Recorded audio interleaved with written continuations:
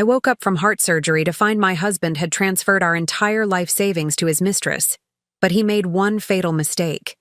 He forgot that the hospital bill would expose the fortune I'd been hiding from him for years. The morphine. Haze was lifting, and with it came a clarity I wish I could have avoided. My chest ached where they'd cracked it open for the triple bypass, but that pain was nothing compared to what I was about to discover. I'm Martha Richardson, and for 22 years I thought I had a good marriage to Alexander.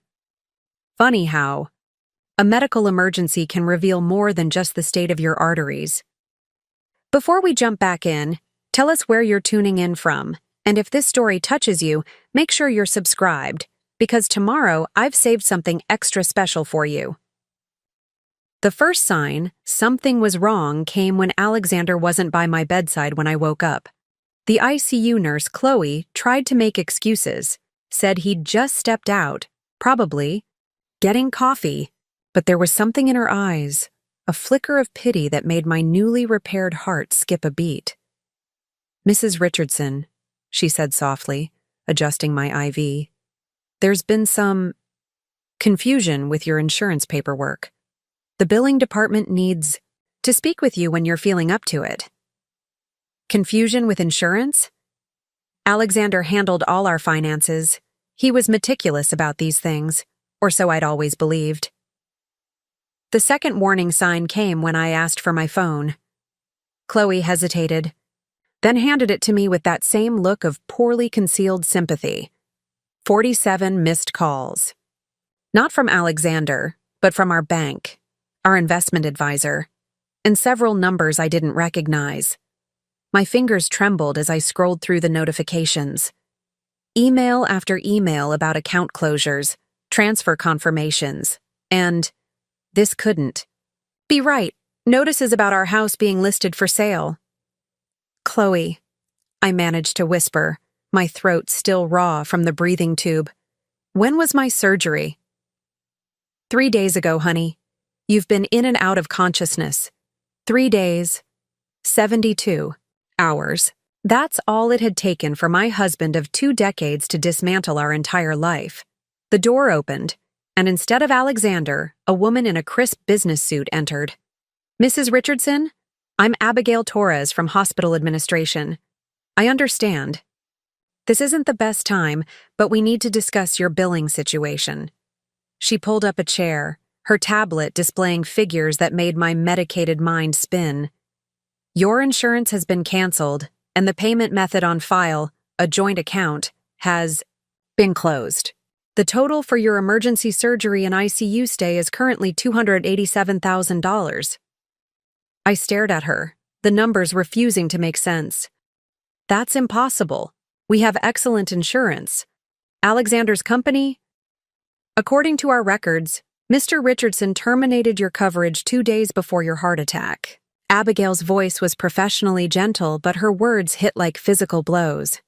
"He listed the reason as divorce proceedings." Divorce? The word echoed in my head like a bad joke. Just last week, we'd been planning our anniversary trip to Greece. Alexander had been so attentive when I started having chest pains, had called the ambulance himself, held my hand as they wheeled me into surgery. "There must be some mistake," I insisted. But even as I said it, pieces were clicking into place.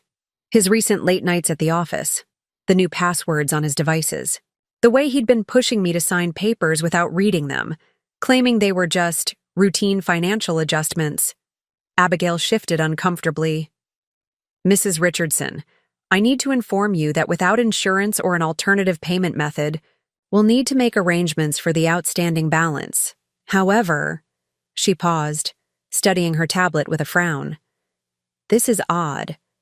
Your personal financial disclosure form shows significant assets that weren't originally reported." "What personal financial disclosure?" "The one submitted this morning by your new financial advisor, a Ms. Lana Morrison?" Lana Morrison. The name hit me like ice water. Alexander's assistant, 28 years old, Harvard MBA, legs that went on forever. I'd met her at last year's company Christmas party, remembered how Alexander had introduced Her as his invaluable right hand. Apparently, she'd become much more than that. May I see that form? My voice sounded stronger now, fueled by a growing fury that even post-surgical weakness couldn't suppress. Abigail turned the tablet toward me. The numbers on the screen made my breath catch. Not because they were wrong, but because they were absolutely right. Every hidden account, every offshore investment, every piece of the financial empire I'd built before I even met Alexander was listed in meticulous detail. This shows assets totaling... Abigail's eyes widened as she scrolled. Mrs. Richardson, according to this, you're worth approximately $14 million? I closed my eyes, letting that number sink in. 14.3 million, to be exact. Money from my grandfather's tech patents, carefully invested and grown over decades. Money I'd never told Alexander about because something, call it intuition, or paranoia, had always held me back. That's correct, I said quietly. But your husband listed your joint assets at only $800,000 when he canceled? Abigail stopped, professionalism warring with human curiosity. I'm sorry, this isn't my place to ask. No, please continue. What exactly did my husband do? She pulled up another screen. 2 days ago, Mr. Richardson transferred all funds from your joint accounts to a new account under his name and Ms. Morrison's. He canceled your insurance, filed papers to quick sell your house, and liquidated your joint investments. The total transferred was approximately $800,000. I almost laughed. Alexander thought he'd cleaned me out, left me destitute and dependent. He'd taken everything he knew about, and that was his critical mistake. In his greed and haste, he'd never bothered to dig deeper into my finances, never questioned why I'd insisted on keeping certain accounts separate, never wondered about the trust fund documents I kept in a safety deposit box he didn't know existed. But Lana, in her eagerness to help him steal from me, had apparently done her homework too well. By submitting this financial disclosure, probably trying to ensure the hospital got paid so there would be no investigation into the insurance cancellation, she'd exposed the very fortune Alexander hadn't known about. The door opened again, and this time it was Alexander. He looked perfect, as always. Tailored suit, silver temples, the practiced smile of a man who thought he'd gotten away with everything. Darling! He rushed to my bedside, reaching for my hand. Thank God you're awake. I've been so worried. I let him take my hand, studying his face. How had I lived with this man for 22 years and never seen the calculation behind those brown eyes? Where have you been, Alexander?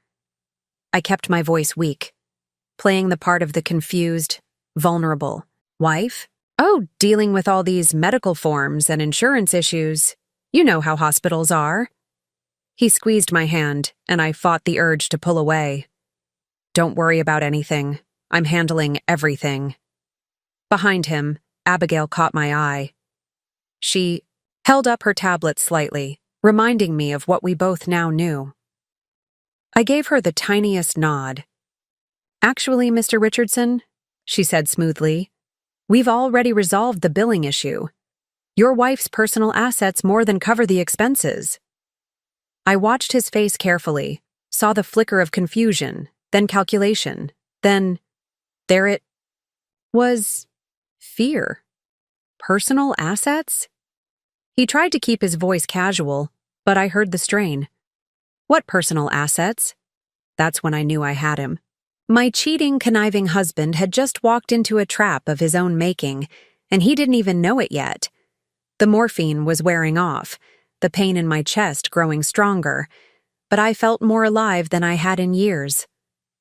Oh, Alexander, I said, softly, letting a small smile play at my lips. We have so much to discuss. But first, why don't you tell me about Lana Morrison? Alexander's face went through a spectacular range of emotions: confusion, shock, then that carefully crafted innocence I'd seen him use in business negotiations. He was good, I'd give him that. 22 years of marriage, and I was only now seeing the full performance. Lana? My assistant? He laughed, but it came out slightly strangled. Preparing and narrating this story took us a lot of time, so if you are enjoying it, subscribe to our channel. It means a lot to us. Now back to the story. What about her? Did she call about the Shanghai contract? I told her not to bother you while you're recovering. I watched him shift his weight, adjust his tie, his telltale signs of discomfort. How many times had I overlooked these little gestures? Actually, I said, keeping my voice deliberately weak. She submitted some financial documents to the hospital. Very thorough ones. She must be excellent at her job. The monitor beside my bed beeped steadily, marking each beat of my repaired heart. I focused on keeping my breathing even, despite the rage building inside me. The cardiac surgeon had warned about avoiding stress, but no one had mentioned what to do when you discover your husband's betrayal while still in the ICU. Financial documents? Alexander's voice pitched slightly higher. I'm sure that's just a misunderstanding. You know how aggressive these hospital billing departments can be. Abigail, bless her, chose that moment to interject. Mr. Richardson, I'll need you to step out for a moment. The doctor needs to check your wife's vitals. Of course. He leaned down to kiss my forehead, and I forced myself not to flinch. I'll be right outside, darling. Rest now. The moment the door closed behind him, Abigail turned back to me. Mrs. Richardson, I probably shouldn't say this, but I've seen this before. Spouses trying to hide assets during medical emergencies. Are you in danger?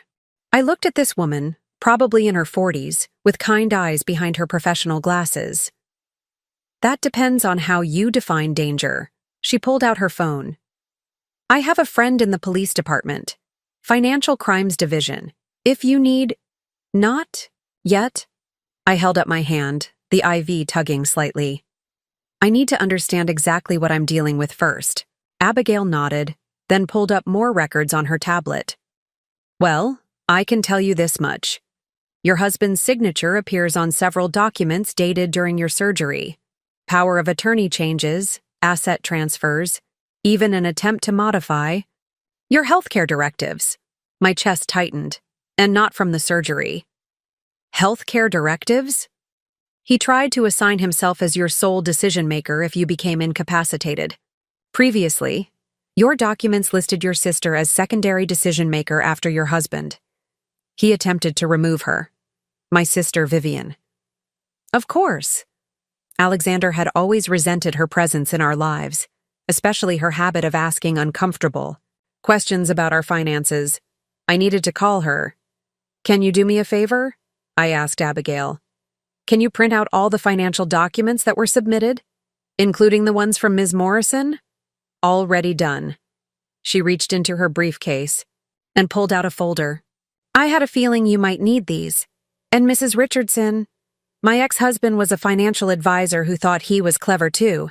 Keep copies of everything. After she left, I spent the next hour going through the documents, my surgical pain forgotten, as I pieced together the full scope of Alexander's betrayal.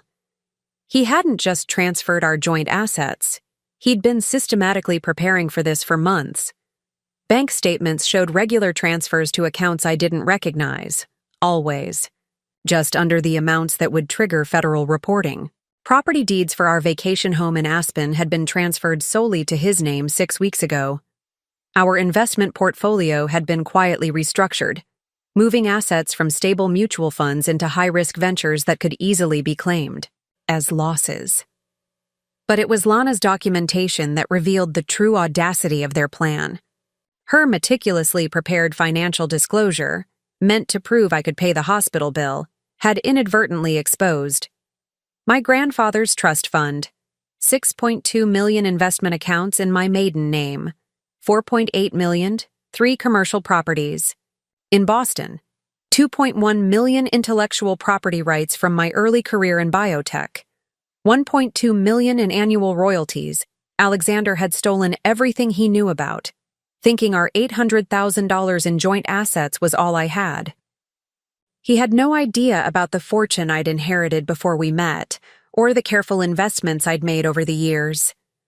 My roommate, an elderly woman recovering from hip surgery, noticed my intense focus on the papers. "Bad news, dear?" "Quite the opposite," I said, allowing myself a small smile.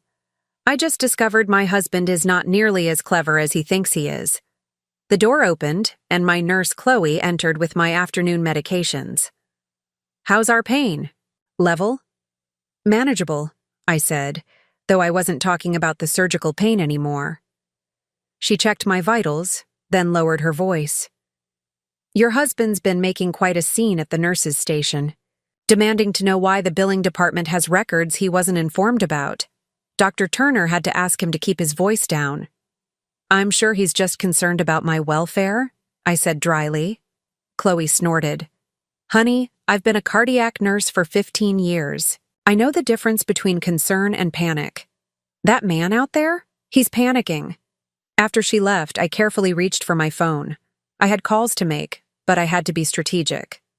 Alexander might be monitoring my communications. First, I texted, my sister Vivian. "Recovering well. Need legal advice when you have time. Nothing urgent." Within seconds, she replied, "Already talked to Mitchell. He's on standby." Mitchell was her husband, a former federal prosecutor who now ran a successful private practice specializing in financial crimes. Next, I called my accountant, but not my regular one. Alexander knew him. Instead, I called Sarah Chen, noting the irony of the avoided surname, who managed only my private accounts. "Martha," she exclaimed, "I've been trying to reach you. There's been some unusual activity." "I know," I interrupted. "Sarah, I need you to do something for me." Very quietly. "Of course. Freeze everything. Every account in my name, every trust, every investment. Use Security Protocol Delta." There was a pause. Protocol Delta was something we'd established years ago, a complete lockdown requiring multiple forms of verification to reverse. I'd never used it before. "Consider it done," Sarah said. "Martha, do you need me to call anyone else?" "Not yet. But prepare the documentation for a full forensic audit. Go back 2 years." After hanging up, I lay back against the pillows, exhausted but grimly satisfied. Alexander and his mistress thought they'd cleaned me out during my moment of vulnerability. They had no idea they'd actually walked into a trap of their own making. My phone buzzed with a text from an unknown number. "This is Lana Morrison. I understand there may have been some confusion regarding the financial documents I submitted. Could we perhaps discuss this? I'm sure we can clear up any misunderstandings." I almost laughed. Now she wanted to talk? After helping my husband steal what he thought was everything I owned? I didn't respond. Let her sweat. Let them both sweat. Dr. Turner, my cardiac surgeon, arrived for evening rounds. "Your recovery is remarkable, Mrs. Richardson. Your stress levels seem surprisingly low for someone who just had major surgery." "Oh, doctor," I said with a smile. "I'm just focusing on what really matters, like making sure all my affairs are in order." Outside my room, I could hear Alexander's voice, now speaking urgently into his phone. "No, I need you to check again. There must be some mistake. How could she have—" "Yes, I understand what the documents show, but that's impossible." Dr. Turner raised an eyebrow. "Is everything all right with your husband? He seems agitated." "Just some financial matters," I said calmly. "Nothing I can't handle." As the doctor left, I reflected on the irony of the situation. Alexander had waited until I was at my most vulnerable, unconscious, chest cracked open, fighting for my life, to execute his plan. He'd thought my heart surgery would provide the perfect cover for his theft. Instead, that surgery had saved my life in more ways than one. Because the hospital's need to ensure payment had forced Lana to reveal the very fortune Alexander never knew existed. And now, As I lay here with a repaired heart and a clear vision of my husband's betrayal, I was more dangerous to him than I'd ever been.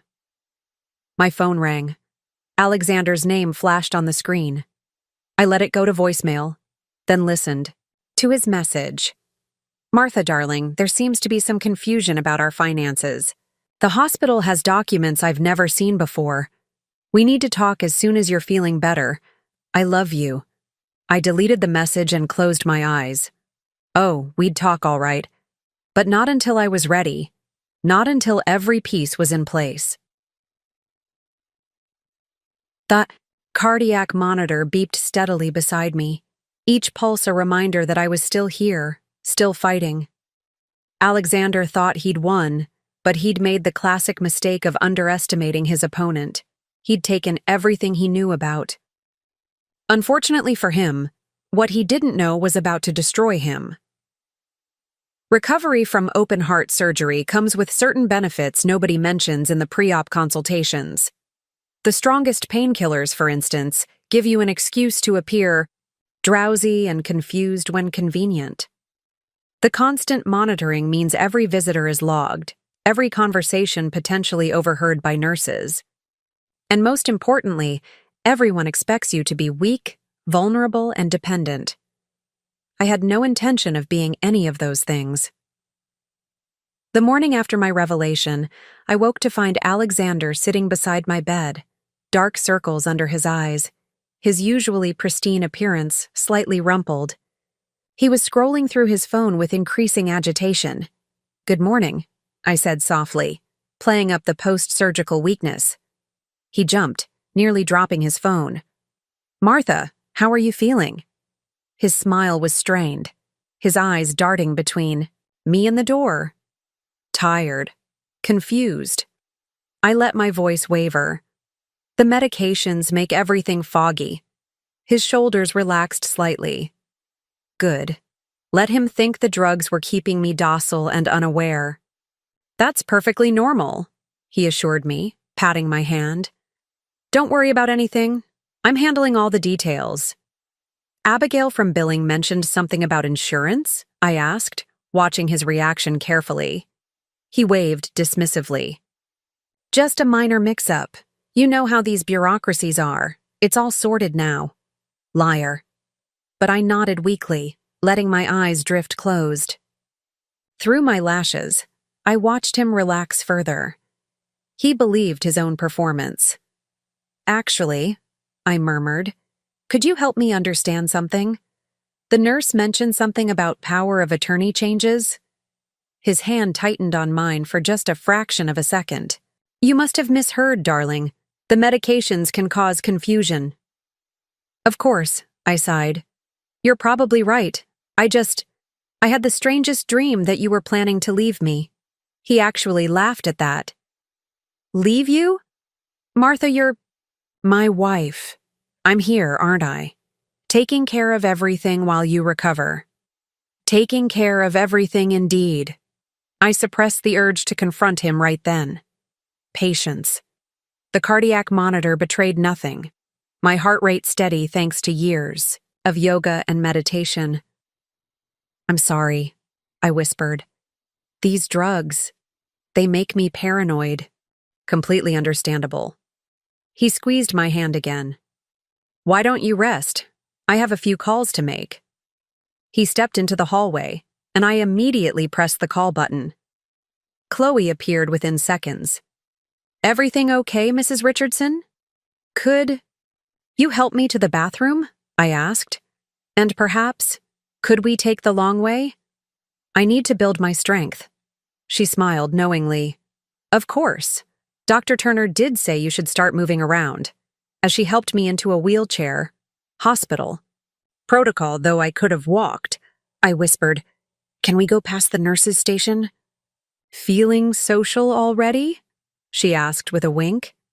The Cardiac Wing's nurses' station was a hub of activity, but more importantly, it was where all visitor logs were kept, where security cameras fed their footage, and where hospital administrators often worked on portable computers. As we passed, I caught sight of Alexander down another hallway, speaking urgently into his phone. His body language screamed desperation. "No, I need more time," I heard him say. "The documents she has, they weren't supposed to exist." Chloe pretended to check something at the station while I absorbed every word I could hear. "Lana, you said you checked everything." "No, we can't transfer anything else right now. It'll look too suspicious. The house closing has to wait." So they were having trouble with their plan. Good. Back in my room, I asked Chloe, "Is there a way to get copies of my medical records? All of them? Including any forms my husband might have signed?" She hesitated. "That's typically handled through medical records department, but given the circumstances," she glanced toward the door where Alexander had disappeared. "Let me see what I can do." An hour later, during shift change when Alexander was getting coffee, she slipped me a thumb drive. "Everything from your admission to now, including visitor logs and signed documents. My cousin works in IT," she explained. "Why are you helping me?" I asked. Her face darkened. "My sister went through something similar. By the time she figured out what her husband was doing, it was too late. I recognized the signs." After she left, I carefully hid the drive in my toiletry bag. Alexander might search my belongings, but he'd never think to check inside a tampon box. That afternoon brought another advantage: physical therapy. The therapist, a no-nonsense woman named Grace, arrived to evaluate my mobility. "We'll start slow," she said. "Just basic movements to prevent blood clots." "Actually," I said, glancing at the door to make sure Alexander wasn't nearby, "I'd like to do more. The stronger I appear, the sooner I can go home, right?" She raised an eyebrow. "Most patients want to take it easy." "I'm not most patients." Something in my tone made her study me more carefully. "No," she said slowly. "I don't suppose you are." "All right, let's see what you can do."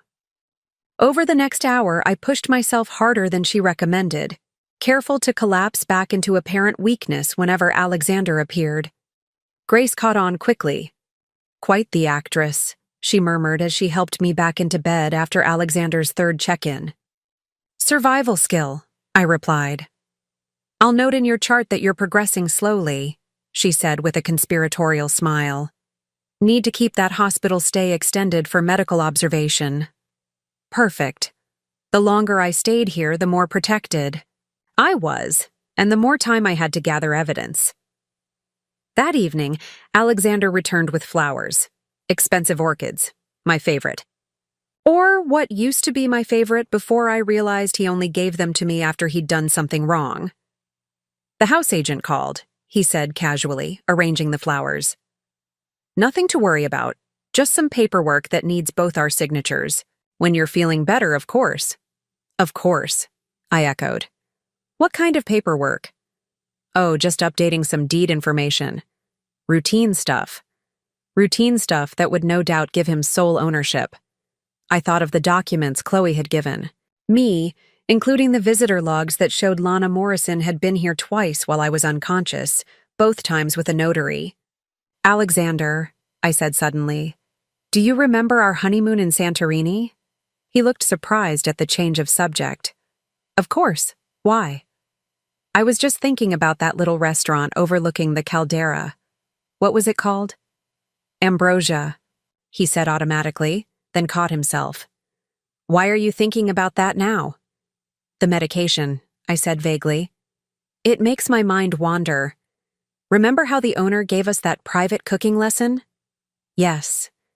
He was watching me carefully now. "And you told me that was when you knew you'd married the right woman. Because I didn't just want to eat the good life, I wanted to learn how to create it myself." His face softened slightly, caught in the memory despite himself.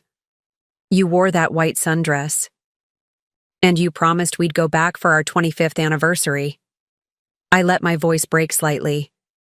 "We still have 3 years to make that happen, don't we?" For a moment, just a moment, I saw a flicker of something like regret in his eyes. Then it was gone, replaced by that calculating look I now recognized. "Of course we do," he said smoothly. Once you're fully recovered, we'll plan everything, lies upon lies. But I had successfully reminded him of who I used to be, the naive, trusting wife, who believed in anniversary trips and growing old together. Let him think the surgery and drugs had made me even more vulnerable to manipulation. The night nurse came in, not Chloe, but an older woman named Helen who radiated grandmother energy. "Time for evening meds," she announced cheerfully. As she prepared the IV, she chatted about her grandchildren, the weather, anything and everything. Alexander excused himself to take another call, and Helen immediately dropped her cheerful facade. "Chloe filled me in," she said quietly. "We've got a network here, honey. Nurses who've seen too much not to recognize the signs. Your room's being monitored. By us, not him. Anyone tries to come in while you're sleeping will know." I blinked. Back sudden tears. "Thank you." "Don't thank us yet. Just focus on getting stronger, really stronger, not just pretending for him." After she left, I lay in the dark, processing everything. Alexander thought he held all the cards. My health, my supposed ignorance, our shared life. He had no idea that my greatest advantage wasn't the fortune he'd discovered too late. It was this. While he was scrambling to cover his tracks, making desperate phone calls and hasty decisions, I was exactly where I needed to be. Protected by hospital security, surrounded by allies he didn't know about, with access to every document he'd signed, every visit he'd logged, every medication request he'd made. He thought my heart surgery had made me weak. In reality, it had given me a fortress, complete with guards he couldn't buy off and surveillance he couldn't disable. Tomorrow, I would begin phase 2, letting him think he was still in control while I quietly dismantled every scheme he'd put in place. But tonight, I would rest, knowing that sometimes the best position in a chess game isn't the one that looks strongest. Sometimes it's the one your opponent doesn't realize is a threat until it's too late. The memories came to me during the quiet hours, when the hospital settled into its nighttime rhythm and the morphine made the boundaries between past and present blur. Like scattered puzzle pieces slowly forming a complete picture, I began to see the signs I'd missed, or chosen to ignore, over the years. It started with small things, didn't it always? 6 months ago, Alexander had suggested we update our estate. Planning. "Just being responsible," he'd said, sliding the documents across our kitchen table. "At our age, we need to think about these things. At our age." I was 52, he was 55. Hardly elderly, but he'd used that phrase more frequently lately, always when discussing financial matters. I remembered the peculiar insistence that we use his lawyer, not our family attorney who'd handled our affairs for 15 years, but someone new. "Fresh perspective," Alexander had explained. "John Tucker comes highly recommended." John Tucker. The name now made my skin crawl. How many documents had I signed in his plush office, trusting my husband's judgment? The cardiac monitor beeped softly beside me as more memories surfaced. Our anniversary dinner 3 months ago at La Maison. Alexander's choice, unusually extravagant even for him. He'd been especially attentive that night, refilling my wine glass repeatedly, steering the conversation toward our golden years. "Have you ever thought about simplifying our lives?" he'd asked. "Maybe selling the Boston properties, consolidating our accounts?" I'd laughed it off. Those properties had been in my family for generations. And do what? Buy a condo in Florida? His smile had tightened just slightly. "I just want to make sure you're taken care of, darling. Taken care of." The phrase echoed in my mind now with sinister undertones. Then there was Lana. When had she first appeared? My mental calendar flipped back 18 months. Alexander had come home excited about a new hire. A brilliant young financial analyst who'd graduated top of her class at Harvard. "She's going to revolutionize how we handle our portfolio management," he'd gushed. I'd met her a month later at a company function. Blonde, polished, with hungry eyes that lingered too long on my husband. I'd dismissed my unease as typical middle-aged insecurity. After all, Alexander had never given me reason to doubt his fidelity, or had he? The late nights had started gradually, first once a week, then twice, then almost every evening. "Big project," he'd explain, loosening his tie as he walked in at midnight. "Lana and I are restructuring the entire Asian market strategy." I noticed he'd started going to the gym again, bought new cologne, upgraded his wardrobe. "Client expectations," he'd said when I commented on his new Armani suits. "Image matters in this business." More pieces clicked into place. The weekend conferences that Lana always attended. The dinner meetings that ran past midnight. The way his phone was suddenly password protected, held at angles where I couldn't see the screen. But the financial manipulation had been even more subtle. 9 months ago, he'd suggested we refinance our mortgage to take advantage of better rates. The paperwork had been dense, technical. I'd signed where he indicated, trusting his financial expertise. Now I wondered, had that refinancing somehow separated my name from the deed? 6 months ago, there was the investment opportunity he'd been so excited about. "Cryptocurrency hedge fund," he'd explained. "High risk, high reward. But I think we should only invest from our joint accounts. Keep your inheritance safe." How thoughtful I'd believed then. Now I realized he'd been testing boundaries, seeing what he could access without my detailed oversight. The pattern extended further back. 2 years ago, suggesting we add Lana as a signatory on his business accounts for emergency purposes. 18 months ago, moving our joint savings from my trusted bank to his, citing better interest rates. A year ago, the casual suggestion that we create separate wills to avoid estate complications. Each move had been presented logically, wrapped in concern for our future.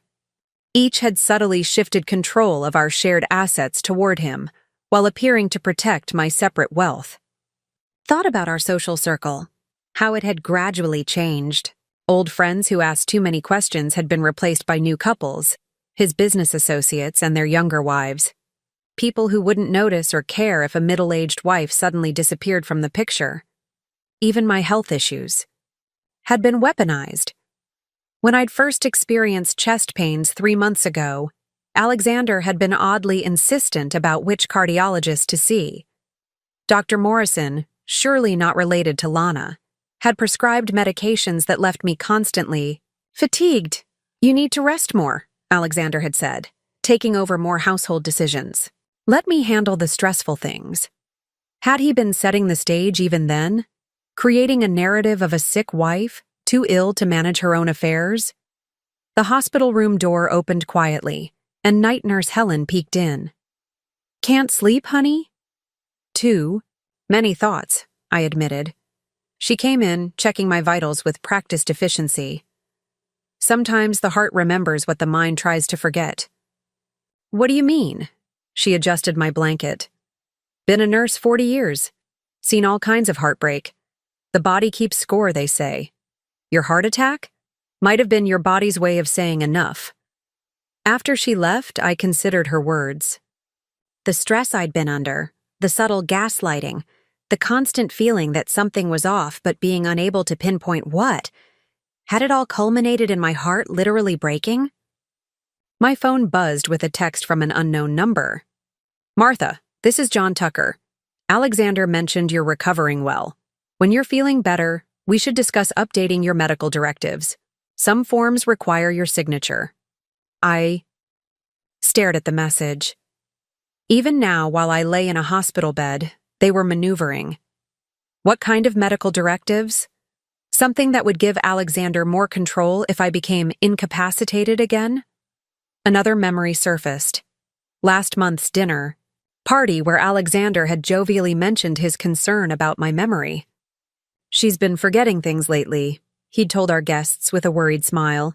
"Missed appointments, lost keys. I've suggested she see a specialist." I hadn't forgotten anything, but now I saw the groundwork he'd been laying, establishing. a pattern of mental decline that could justify taking control of my assets. The cruelty of it took my breath away. While I'd been planning retirement trips and grandchildren, he'd been orchestrating my financial, and possibly literal, demise. My roommate stirred in the next bed. "Can't sleep either?" she asked. "Just thinking," I replied. "About that handsome husband of yours." I almost laughed. "You could say that." "Mine left me for his secretary 40 years ago," she said matter-of-factly. "Best thing that ever happened to me. Taught me to trust my gut instead of my heart." "What if you ignored your gut for too long? Then you trust it now," she said simply. "Better late than never." I picked up my phone again, scrolling through old photos. There was our wedding day, Alexander looking young and earnest. Our 10th anniversary in Paris. Last Christmas with my family. In every picture, I searched for signs of deception in his face, finding none. But then I noticed something else. In recent photos, Lana appeared more frequently. Company picnics, charity galas, even in the background of family gatherings. Always positioned near Alexander, always watching. One photo from 6 months ago caught my attention. A retirement party for one of Alexander's partners. I'd been tired that night, left early. But there in the background of a group shot was Alexander and Lana, heads bent together over a phone, her hand on his arm. The timestamp showed 11:47 p.m. He hadn't come home until 2 a.m. "Working late," he'd said. I zoomed in on the photo. Behind them, barely visible, was a hotel lobby sign. The Fairmont. Another piece clicked into place. The Fairmont was where he'd stayed during his frequent business trips to New York. Trips that, I now realized, coincided with Lana's vacation schedule. The morphine was wearing off, replaced by a clarity that felt like ice in my veins. 22. Years of marriage, and I'd been living with a stranger. Every kind gesture now seemed calculated, every loving word a lie. But amid the pain of betrayal, something else was crystallizing. Determination. Alexander had spent years weaving this web, but in his arrogance, he'd made one crucial error. He'd underestimated me. Just as I'd once trusted him blindly, he now believed I was the same naive woman he'd married. He didn't know about the steel spine I'd inherited from my grandmother, the business acumen that had turned a modest inheritance into millions, or the network of loyal friends he'd never bothered to know. Dawn was breaking outside my window, painting the sky in shades of pink and gold. A new day. And with it, the end of my blindness. I reached for my phone and composed a text to my sister. "Vivian, remember that rainy day fun grandmother always talked about? I think the storm has arrived." Her response was immediate. "I've been waiting for this text. Mitchell's already pulled the files. We'll be there by noon." The past was a map of betrayal, but it was also a blueprint for justice. Every lie Alexander had told, every document he'd falsified, every secret meeting with Lana, they would all come back to haunt him. He thought he'd been building a trap for me. Instead, he'd been documenting his own crimes. By mid-morning, I had transformed my hospital room into a war room. While Alexander stepped out for his urgent business meetings, no doubt crisis management with Lana, I used the medical table to spread out documents, creating a visual map of betrayal. Chloe, my steadfast nurse, kept watch while I worked. "If he comes back early, I'll page you about medication adjustments," she promised, stationing herself where she could see the elevator. The financial statements Abigail had provided told a chilling story. Over the past 18 months, Alexander had systematically moved money through a labyrinth of accounts. What looked like routine transfers were actually a sophisticated shell game designed to slowly drain our joint assets while keeping my separate fortune untouched, until he thought I was dying. Traced my finger across the transactions. March 15th. $50,000 from joint savings to Richardson Investment LLC. April 2nd, $75,000 from our checking to Morrison Financial Services. May 20th, $100,000 from the home equity line to AM Holdings International AM Holdings. Alexander and Amanda? Alexandra? No, Lana. Her full name was Alana. Alexander and Alana. Son of a bitch, I muttered, earning a sympathetic look from my elderly roommate. Finding more bad news, dear? She asked. Finding a pattern, I corrected. My husband and his mistress literally put their initials on their theft. The door opened, and my sister Vivian swept in with her husband Mitchell. Vivian, 2 years older and infinitely wiser, took one look at my makeshift evidence board and raised an eyebrow. Well, she said, I see you've been busy. Should you be out of bed? The nurses think I'm weak and confused, I replied. It's perfect cover. Mitchell, still imposing despite his silver hair, was already examining the documents. His years as a federal prosecutor had honed his ability to spot financial fraud. This is sophisticated, he murmured. Your husband's been careful but not careful enough. See this pattern? He's been using a technique called smurfing, breaking large transfers into smaller amounts to avoid detection. Can we prove it? I asked. Oh, yes. Mitchell's smile was predatory. Especially with these lovely documents from Lana. She's provided a roadmap to every offshore account. Vivian sat on my bed, taking my hand. Tell me about the other players. We need to know everyone involved. I walked them through my discoveries. John Tucker, the lawyer who'd been falsifying documents. Dr. Morrison, the cardiologist who might be over-medicating me. Several executives at Alexander's firm who'd witnessed suspicious documents. Even our accountant, who'd been advising Alexander on tax implications of asset transfers. It's a whole network, Mitchell observed. This isn't just marital betrayal, it's organized financial crime. A commotion in the hallway interrupted us. Through the window, I could see Alexander arguing with someone in a suit. The man was showing him some kind of badge. IRS? I wondered aloud. Mitchell peered out. Close. Financial Crimes Division, FBI. I may have made a call this morning. Mitchell, I hissed. I'm not ready to... Relax. He's not here for you. He's investigating some interesting international wire transfers that happened across state. Lines. Purely coincidental that they involve your husband's business accounts. Alexander's face was red with fury. I could see him gesturing wildly, probably explaining how this was all a misunderstanding. He's panicking, Vivian observed with satisfaction. Good. We watched as Alexander stormed away from the FBI agent, pulling out his phone. Within minutes, my own phone rang. Don't answer, Mitchell advised. Let him stew. Instead, I texted back, resting, medications make me drowsy. Is everything okay? His response was immediate. Just some confusion at the office. Nothing to worry about. I'll handle it. Still trying to keep you in the dark, Vivian muttered. Bastard. Mitchell was photographing documents with his phone. Martha, I need you to think carefully. Do you have any recordings of conversations with Alexander about finances?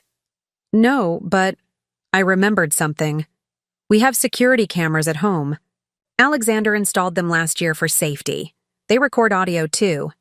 Mitchell's eyes lit up. And he doesn't know you know the password? He thinks I'm technologically inept, but I've known it for months. Brilliant. He made some notes.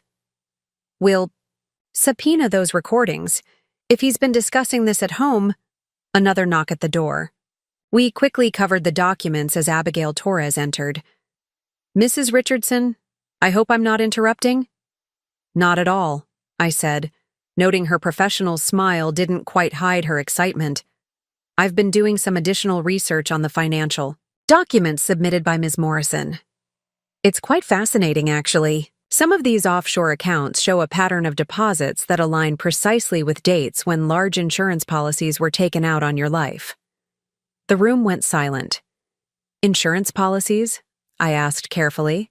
Yes. 5 separate policies, each, for $2 million, taken out over the last 2 years. All with different companies to avoid triggering alerts. Your signature appears on all of them, though the handwriting analysis I had done, informally of course, suggests possible forgery. Mitchell was already taking notes. Who are the beneficiaries? That's where it gets interesting. The primary beneficiary on all policies is Alexander Richardson, but the secondary beneficiary, should anything happen to both of you, is... She checked her tablet. Alana Morrison. I felt a chill despite the warm hospital room. So if I died, Alexander would get $10 million in insurance payouts, plus my estate. And if you both died, his mistress would get everything, Vivian finished. The scope of the betrayal was breathtaking. This wasn't just about money or infidelity. They had been planning my death for profit. There's more, Abigail continued.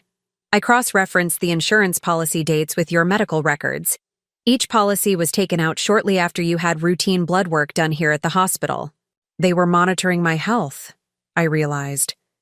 Waiting for the right moment. Or creating it, Mitchell said grimly. Martha, has Alexander had access to your medications at home? I thought about the vitamin supplements he'd been so insistent I take, the special herbal teas he'd bring me each evening, the way I'd been feeling increasingly fatigued over recent months. Oh my God, I whispered. Vivian squeezed my hand. We'll have everything tested, every pill, every supplement. My phone buzzed, with a text from Alexander. Darling, I've arranged for your discharge tomorrow. I've hired a private nurse to care for you at home. Isn't that wonderful? The audacity was stunning. Even now, with the FBI asking questions and his carefully constructed plan crumbling, he was trying to get me out of the hospital's protection. Absolutely not, Mitchell said, reading over my shoulder. Your recovery is having complications. Doctor's orders to remain hospitalized. I quickly typed. Dr. Turner says I need at least another week. Some concerns about my blood work. So sorry, darling. His response was less controlled. Which doctor said this? I'll speak to them myself. Poor Alexander, Vivian said dryly. Not used to things not going his way. Mitchell was on his phone, speaking quietly. When he hung up, he turned to us with a satisfied expression. That was my contact at the FBI. Turns out those wire transfers, they're investigating? Several went to accounts connected to a certain Alana Morrison. She's been using them to purchase property in the Cayman Islands. With my money, I said. Your stolen money, Mitchell corrected, which makes it an international crime. Another buzz on my phone. This time it was from an unknown number.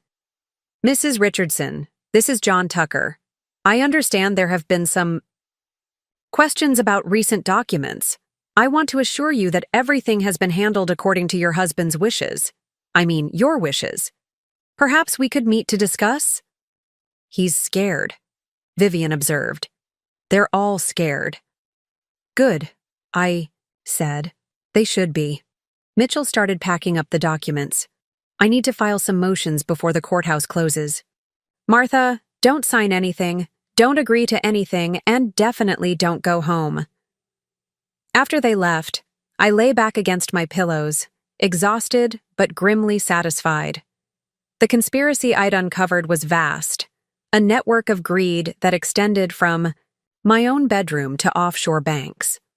Alexander had recruited lawyers, doctors, accountants, and his mistress in an elaborate plot to steal my fortune and end my life. But in their arrogance, they'd left a trail of evidence so clear a first-year law, student could follow it, insurance policies, forged signatures, offshore accounts, suspicious money transfers, each crime meticulously documented by the very people committing them. My phone rang again. This time it was Lana Morrison herself. Mrs. Richardson? This is Lana from Alexander's office. I'm calling about those financial documents. Ms. Morrison, I interrupted, my voice steady despite my racing heart. "I know exactly who you are and what you've done. I suggest you contact your lawyer." I hung up before she could respond. Outside my window, dark clouds were gathering. A storm was coming, both literally and metaphorically. But I wasn't afraid anymore. I'd spent months in a fog of lies and medication, possibly being slowly poisoned by my own husband. Now, with a clear mind and a documented trail of crimes, I was ready for war. My phone buzzed one more time. "Alexander, we need to talk. I'm coming to the hospital. Let him come."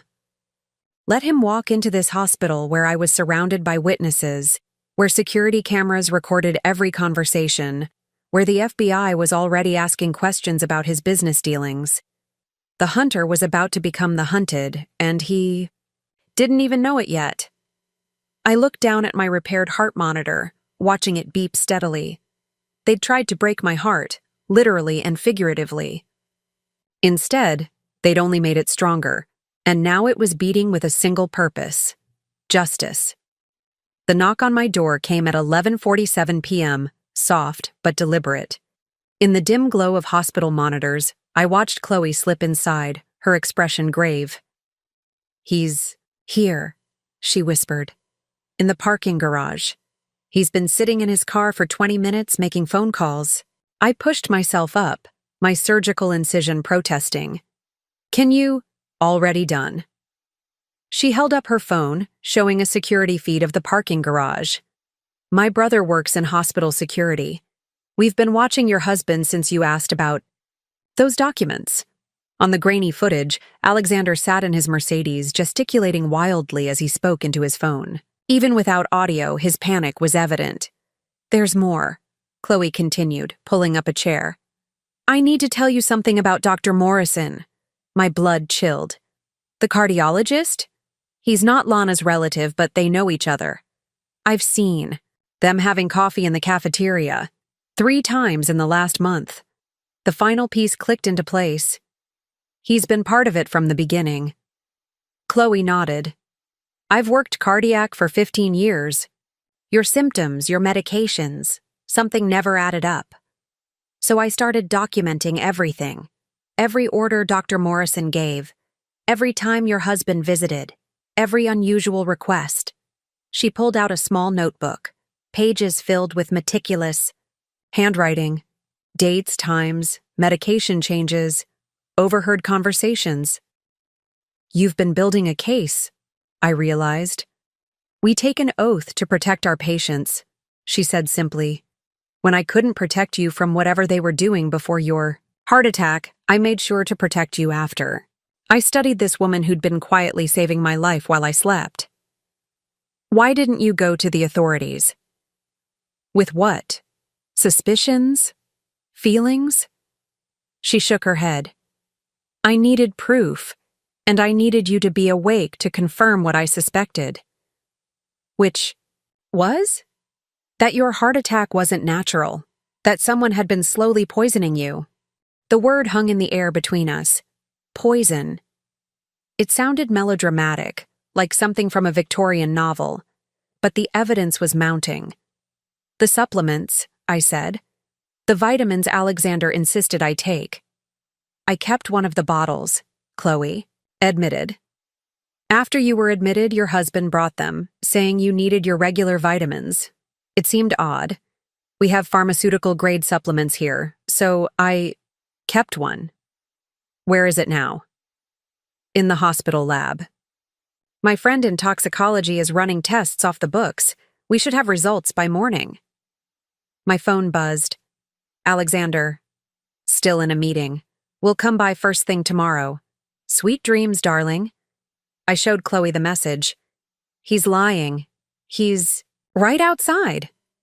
"Trying to figure out his next move," she agreed. Then she hesitated. "There's something else. I probably shouldn't tell you this, but I heard him on the phone yesterday. He was talking about power of attorney, about how if you were declared incompetent, he could control everything legally," I finished. "He mentioned a Dr. Nathaniel Brooks. a psychiatrist who specializes in competency evaluations. Another player in the game. How deep did this go? Chloe, I said, making a decision. I need you to call someone for me, but not from my phone. She handed me her cell without hesitation. I dialed a number I'd memorized years ago but never thought I'd use. Whitaker Security, a crisp voice answered. I need to speak to James Whitaker. Tell him it's Martha Lancaster. My maiden name. Code word, Prometheus. Chloe's eyebrows rose, but she said nothing. Within seconds, a familiar voice came on the line. Martha? It's been what, 10 years? 12, I corrected. Since grandmother's funeral. James, I need your help. James Whitaker ran the most discreet private security firm in Boston. He'd been my grandmother's personal security consultant, helping her protect her assets when my grandfather's business partners had tried to cheat her after his death. I'm listening, he said. I gave him the abbreviated version, the theft, the conspiracy, the possible poisoning. Through it all, Chloe watched with growing amazement. I'll have someone there within the hour, James said when I finished. Martha, why didn't you call sooner? I didn't know I needed to. I trusted my husband. The ones we trust most are the ones who can hurt us worst, he said gently. Sit tight, help is coming. After I hung up, Chloe stared at me. You're full of surprises. My grandmother taught me to always have insurance, I said. James Whitaker was hers. Smart woman. She survived the Depression, built a fortune, and outlived 3 husbands who all tried to take it from her. She used to say, Martha, love with your heart, but protect your assets with your head. Wish you'd listened to her sooner, Chloe said softly. So do I. Chloe's phone chirped. She checked it and smiled grimly. My brother says your husband just left the parking garage. But get this, he didn't go home. He drove to the Fairmont Hotel. Meeting Lana, I guessed. Or hiding assets. The Fairmont has private banking services. Another chirp. Oh, this is interesting. A man in a dark suit just checked into the hospital as a visitor. Says he's here to evaluate a patient for psychiatric transfer. At midnight? I felt a chill. Dr. Brooks? That would be my guess. Chloe stood. I'll alert security that no one sees you without your explicit permission. And I'll make sure the night staff knows you're completely lucid. What if Alexander has paperwork, legal documents saying he can make medical decisions? Those can be challenged, especially if you have your own evaluation saying you're competent. She pulled out her phone. I'm texting Dr. Sarah Klein. She's our best neuropsychologist and she doesn't trust Dr. Morrison. She'll do an evaluation first thing in the morning. As if on cue, the door opened. Helen, the night nurse, peered in. We've got a situation. There's a man here claiming to be a psychiatrist. Says he has orders to evaluate you. Stall him, Chloe said. I'm calling security. Already done, Helen replied. But he has paperwork, legal-looking documents. My phone rang. Unknown number. I answered. Mrs. Richardson? This is Dr. Nathaniel Brooks. I understand there's been some confusion about your mental state. Your husband is concerned. My husband is trying to steal my fortune and have me declared incompetent, I interrupted. I am fully aware and mentally sound. If you attempt to enter my room without my consent, I will consider it assault. Silence. Then, I see. Perhaps we've gotten off on the wrong foot. Your husband painted a very different picture of your condition. I'm sure he did. Now, unless you have a court order, I suggest you leave. Another pause. This is most irregular. I'll need to consult with Mr. Richardson. You do that, I said, and hung up. Helen was grinning. Nicely done. He's retreating to the lobby, looking very flustered. My door opened again, and this time a tall woman in a black suit entered. Mrs. Richardson, I'm Sarah Conway, Whitaker Security. Mr. Whitaker sent me. She showed her credentials to the 3 of us, then pulled out a tablet. I've already run. Preliminary background checks on Dr. Brooks, Dr. Morrison, and John Tucker. Interesting connections. They all attended the same country club. All received large deposits in the last 6 months. Following the money, I murmured. Always do. Now I'm going to station myself outside your room tonight. My colleague is tailing your husband. Another is watching Ms. Morrison's apartment. We'll have full surveillance reports by morning. After she left, Chloe, Helen, and I sat in silence for a moment. You've been building an army, Helen observed. I didn't realize I needed one until today, I admitted. Well, you've got one now, Chloe said. The entire nursing staff is talking. We've all seen cases like this, spouses trying to control their partner's medical care for financial gain. But this is the first time we've seen someone fight back so effectively. My phone buzzed. Vivian. Mitchell got an emergency injunction. Alexander can't make any medical decisions for you without court approval. Also, guess what? Lana Morrison just booked a flight to the Cayman Islands. Leaving tomorrow afternoon. The rats were beginning to flee the sinking ship. She's running, I said. Let her run, Chloe advised. The FBI loves it when people flee. Makes them look guilty. Another buzz. James Whitaker. My people found something interesting. Your husband has a second apartment downtown. Lease is in Lana Morrison's name, but he's been paying the rent. Want to guess what's inside? I called him back. What did you find? Documents. Lots of them. Original copies of your forged signatures, financial records, and a wall safe that my expert is working on as we speak. Is that legal? The apartment manager let us in. Seems Ms. Morrison is 3 months behind on utilities. Makes her in breach of contract. The manager was happy to check on the property. I smiled despite everything. Grandmother would have loved you. She did. That's why she made me promise to look out for you if you ever called. She what? Your grandmother knew about your husband's tendencies. She had me keep a file, just in case. Tears pricked my eyes. Even from beyond the grave, grandmother was protecting me. Thank you, James. Don't thank me yet. This is just beginning. But Martha, you've got good instincts. You surrounded yourself with the right people, at the right time.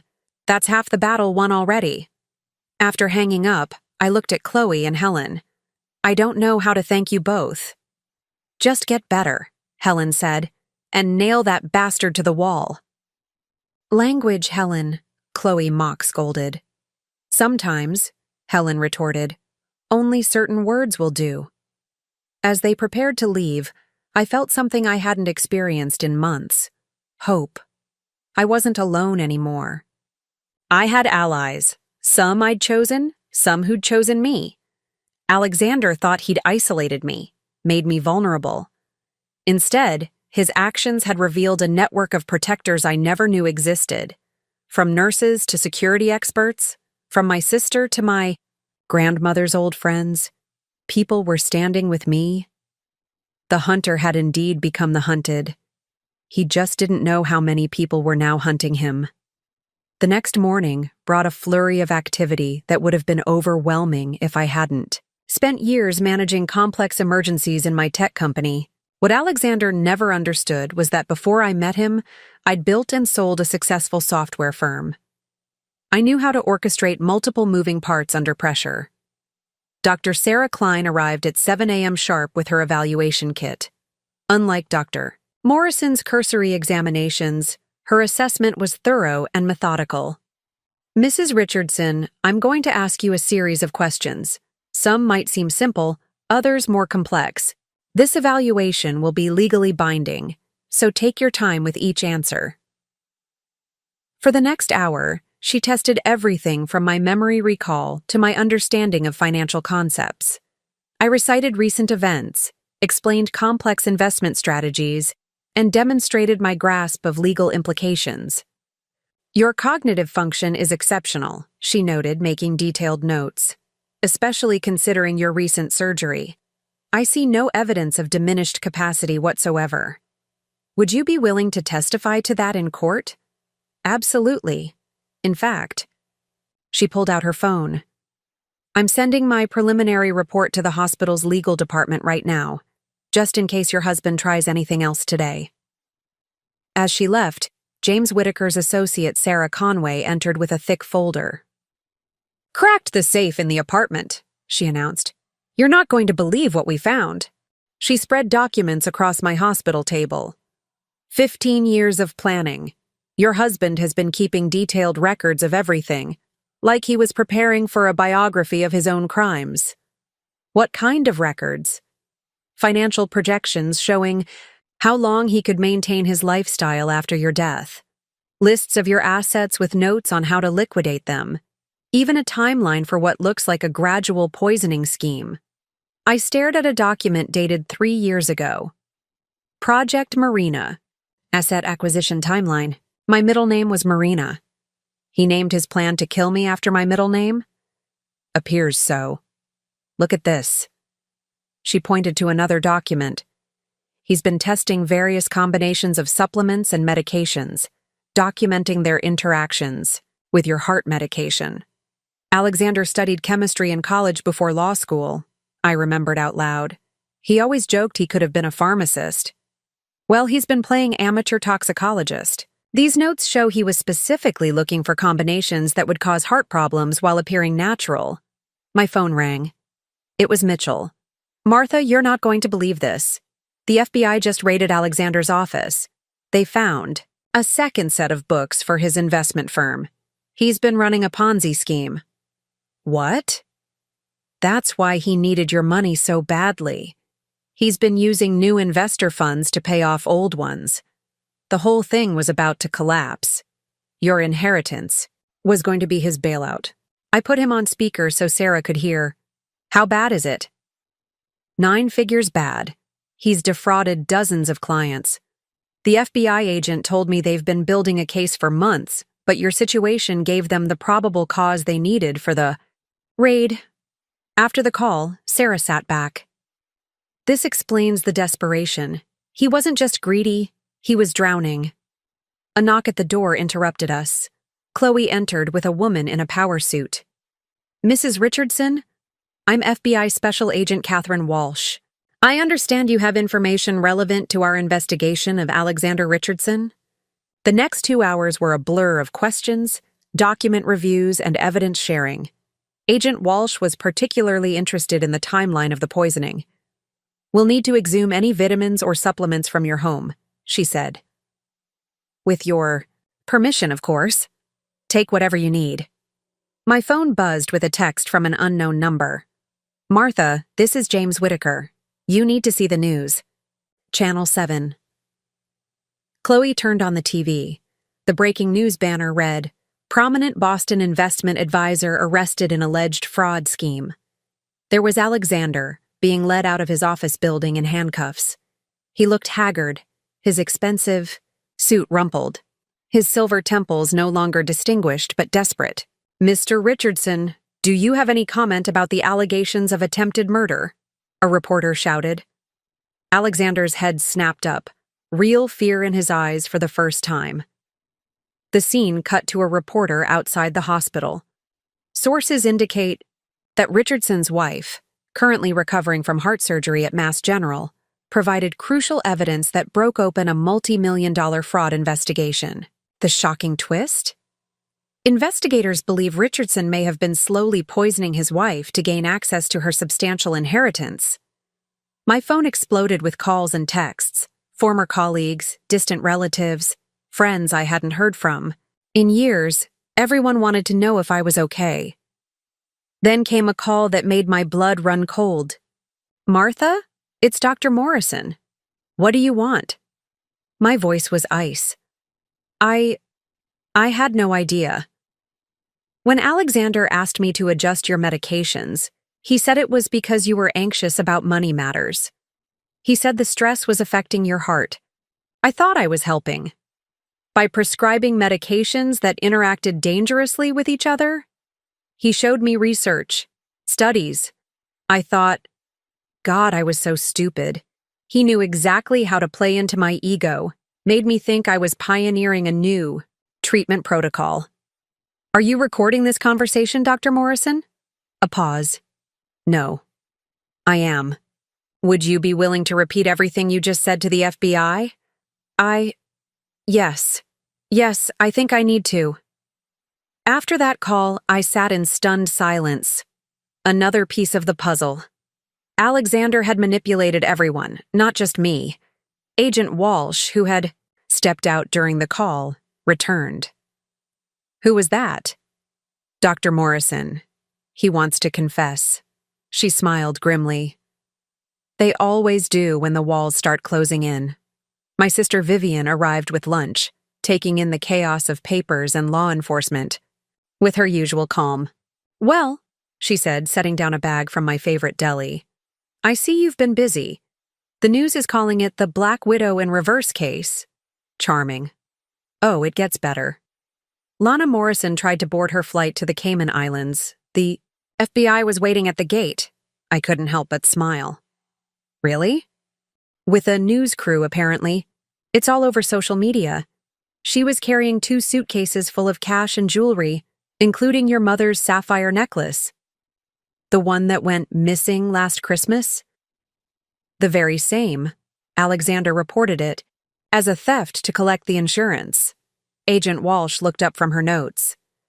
Mrs. Richardson, we're going to need you to identify any personal items when we recover them. Of course.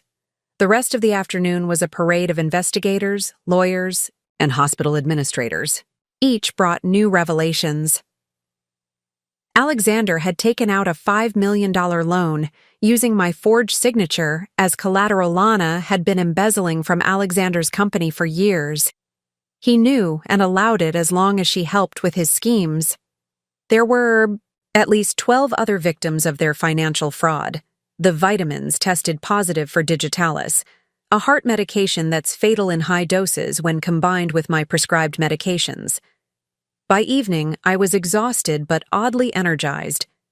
Every revelation, every piece of evidence, was another bar in the cage being built around Alexander and his conspirators.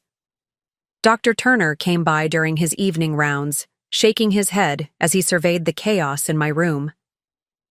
When I said you needed to avoid stress during recovery, this wasn't exactly what I had in mind, he said dryly. Sorry, doctor, but if it helps, my blood pressure has never been better. He checked my vitals and smiled. Actually, you're right. Funny how the truth can be healing, isn't it? That night, as the hospital quieted down, I finally allowed myself to feel the full weight of what had happened. My husband had tried to kill me. The man I'd loved, trusted, shared my life with for over 2 decades had methodically planned my death for money, but I'd survived. More than survived. I'd exposed him and saved others from becoming victims.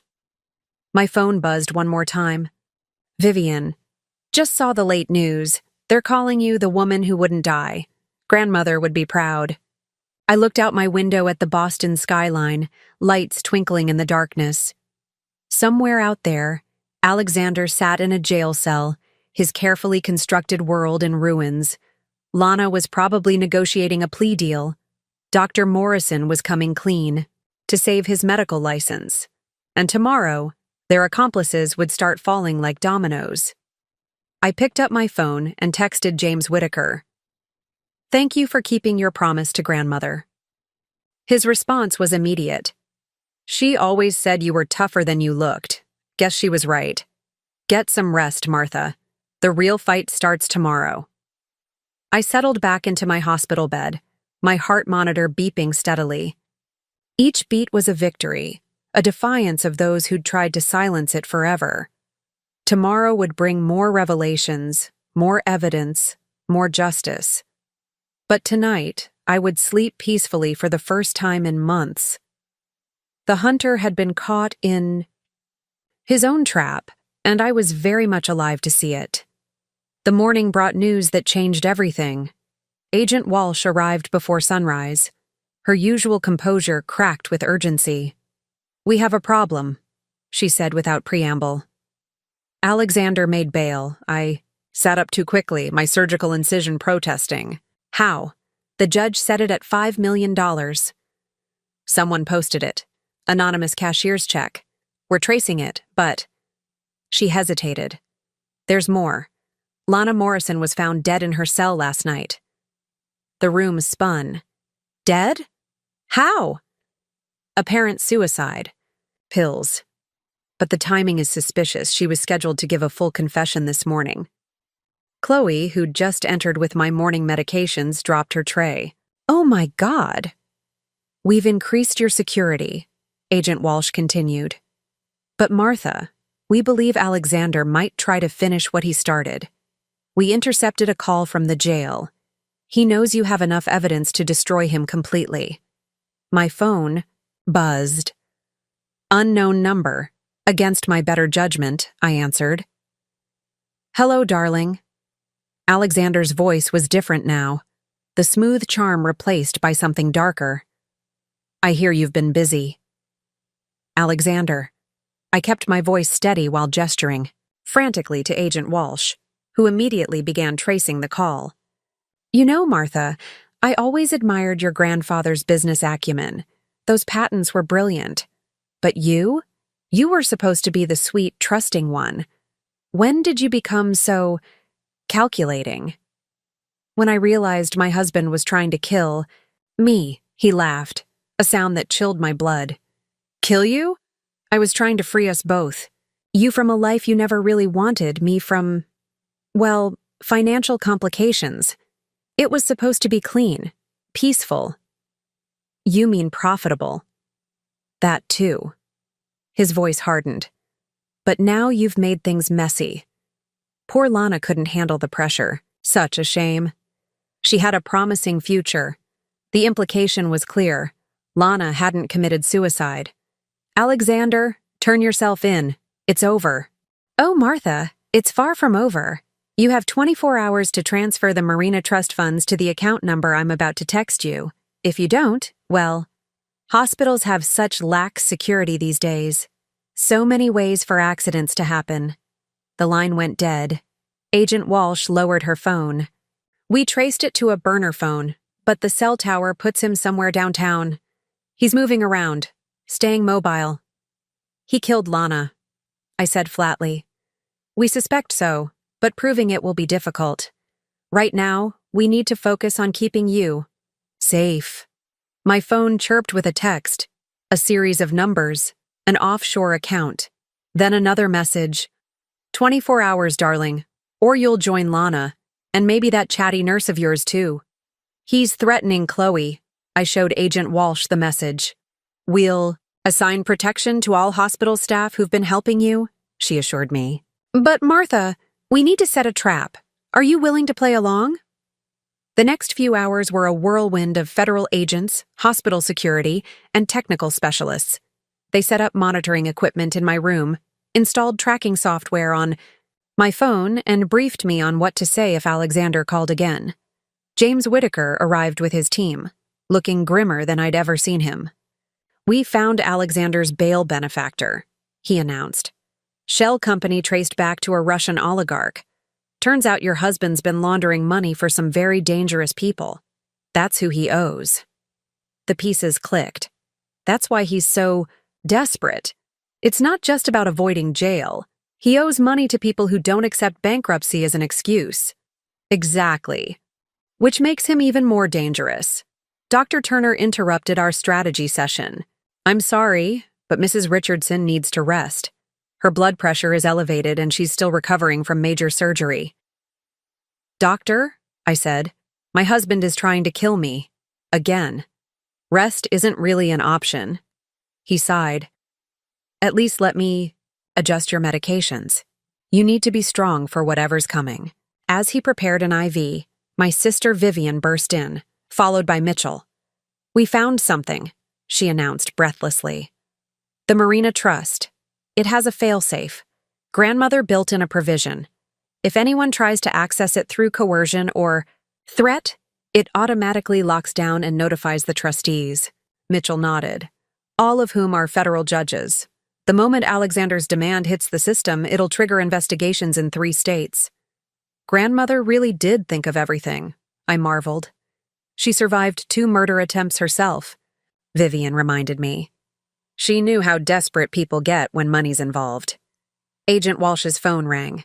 She stepped aside to answer, her face growing darker with each passing second. Alexander's escalating, she reported after hanging up.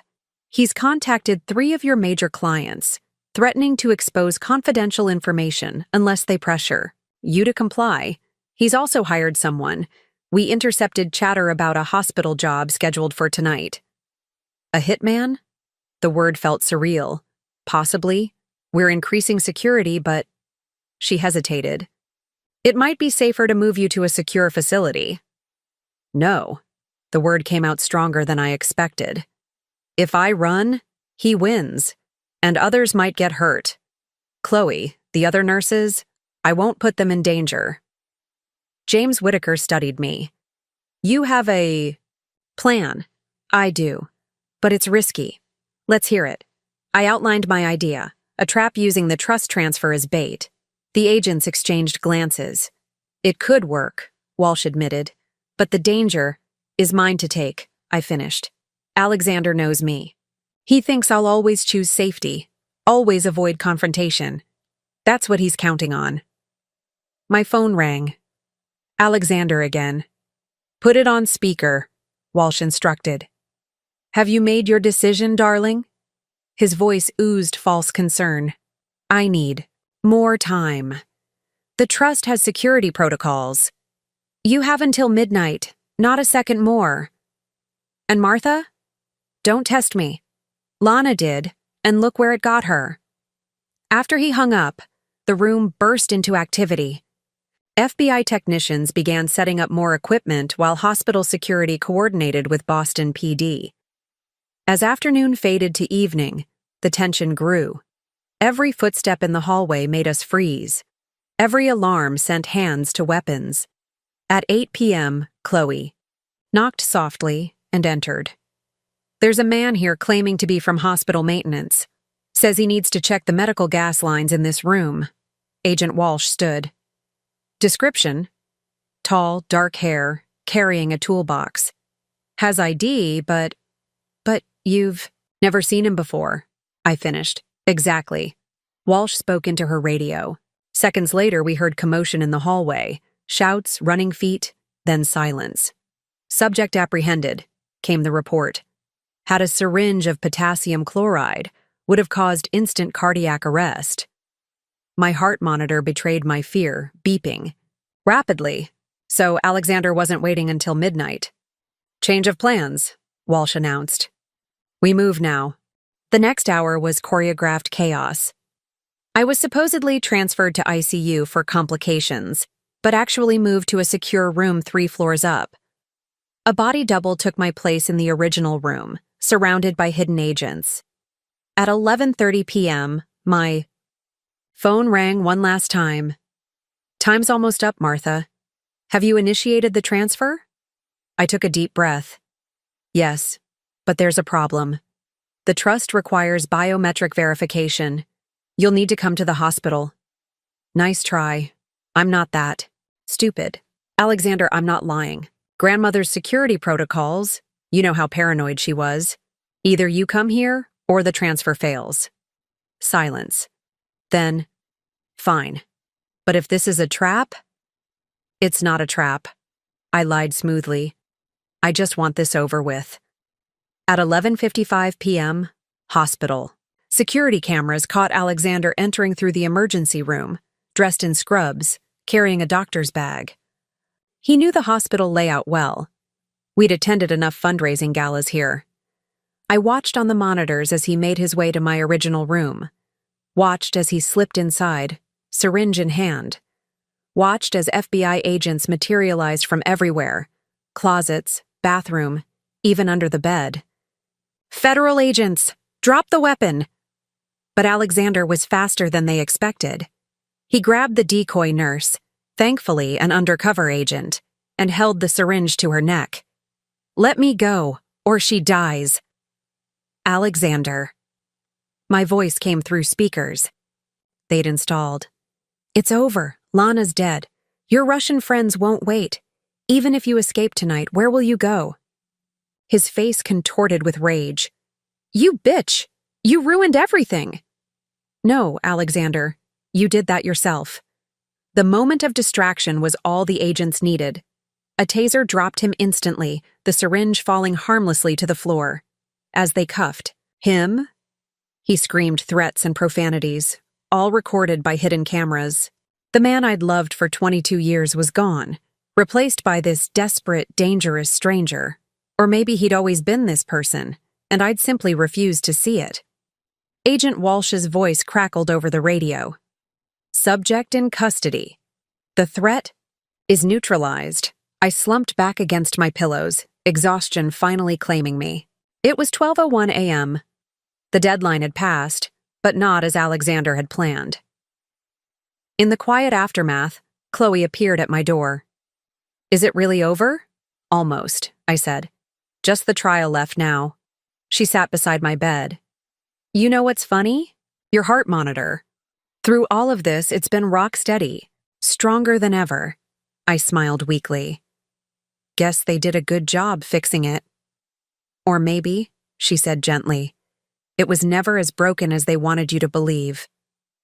As the adrenaline faded, I thought about her words. Alexander had tried to break me, physically, emotionally, financially. He'd almost succeeded, almost. But hearts, I was learning, could be remarkably resilient. Even when cracked open, they could heal stronger than before. The cardiac monitor beeped steadily in the darkness, each pulse a quiet declaration: still here, still fighting, still alive. The next morning, I watched Alexander's interrogation through a live feed in a secure room at the FBI field office. He sat in an orange jumpsuit, his silver temples now disheveled, his calculated charm completely shattered. "Your wife set you up," his court-appointed attorney warned him. "She's smarter than you thought." Alexander's face twisted. She was supposed to be manageable, predictable. "Tell us about Lana Morrison's death," Agent Walsh pressed. "I want immunity." "For murdering your mistress? That's not how this works." His composure cracked further. "She was going to testify against me. She knew everything, the poisoning, the fraud, the Russian connections. I couldn't let her. So you arranged for her to get those pills in her cell?" I have contacts, guards who needed money." Each word was another nail in his coffin. I watched this man I'd shared my life with confess to murder as casually as discussing the weather. "Mrs. Richardson?" a young FBI analyst interrupted. "We've cracked the encrypted files from Alexander's apartment. You need to see this." The files revealed the true scope of Alexander's plans. He hadn't just wanted my money. He'd been planning to assume my entire identity in the business world. There were forged documents ready to transfer my company shares, fake emails designed to alienate my business partners, even a posthumous confession where I admitted to tax fraud. "He wasn't just trying to kill you," the analyst said. "He was trying to destroy your reputation so thoroughly that no one would investigate your death too closely." I felt sick. When did he start planning this? According to these timestamps, 3 months after your wedding, 22 years of marriage, and he'd been plotting against me for 21 of them. Agent Walsh returned from the interrogation room. "He's turning on everyone now, the Russian oligarchs, corrupt bank officials, other victims we didn't know about. He's hoping for witness protection." Will he get it? Not a chance. Too many crimes, too much evidence. And now that he's admitted to arranging Lana's murder, she shook her head. He's looking at life without parole. That afternoon, I gave my official statement to the FBI, with federal prosecutors present. Every detail of my orchestrated discovery, every piece of evidence I'd gathered from my hospital bed, every moment of fear and calculation. "Mrs. Richardson," the lead prosecutor said when I finished, "your testimony is going to put away not just your husband, but an entire network of financial criminals. The Russian connection alone will help us with 3 other major cases. I'm glad some good can come from this nightmare." My phone buzzed with a text from my banker. The Marina Trust is secure. Attempted access triggered full federal investigation. As designed. Your grandmother's foresight continues to amaze. I smiled sadly. Grandmother had always said, "Money doesn't corrupt people, dear. It just reveals who they already are." Alexander had been revealed indeed. That evening, I was cleared to return to my hospital room. My real one, not the decoy. The FBI had swept it for bugs and confirmed all threats were neutralized. Chloe was waiting with a cup of tea. Heard you took down an international crime ring from your sickbed. Not bad for a heart patient. I had help. I sipped the tea gratefully. Chloe, why, did you believe me so quickly when you first suspected something? She sat down, her expression thoughtful. My mother went through something similar. Not as dramatic, but her second husband slowly convinced her she was losing her mind. Gaslighting, they call it. Changed her medications, hid things, told her she was forgetting conversations. By the time anyone noticed, she'd signed away her house. What happened to her? My sister and I got her away from him, but the damage was done. She never fully trusted herself. Again, Chloe's eyes hardened. When I saw the same patterns with you and your husband, I promised myself, not again. Not on my watch. You saved my life. You saved your own life. I just helped you see the truth. That night, as the hospital quieted, I finally allowed myself to think about the future. The divorce would be straightforward now, hard to contest when your spouse is serving life for attempting to murder you. The company was intact, the Marina Trust secure, and my reputation, rather than being destroyed, was now that of a survivor who'd exposed a massive criminal operation. My phone rang. James Whitaker. Thought you'd want to know, he said.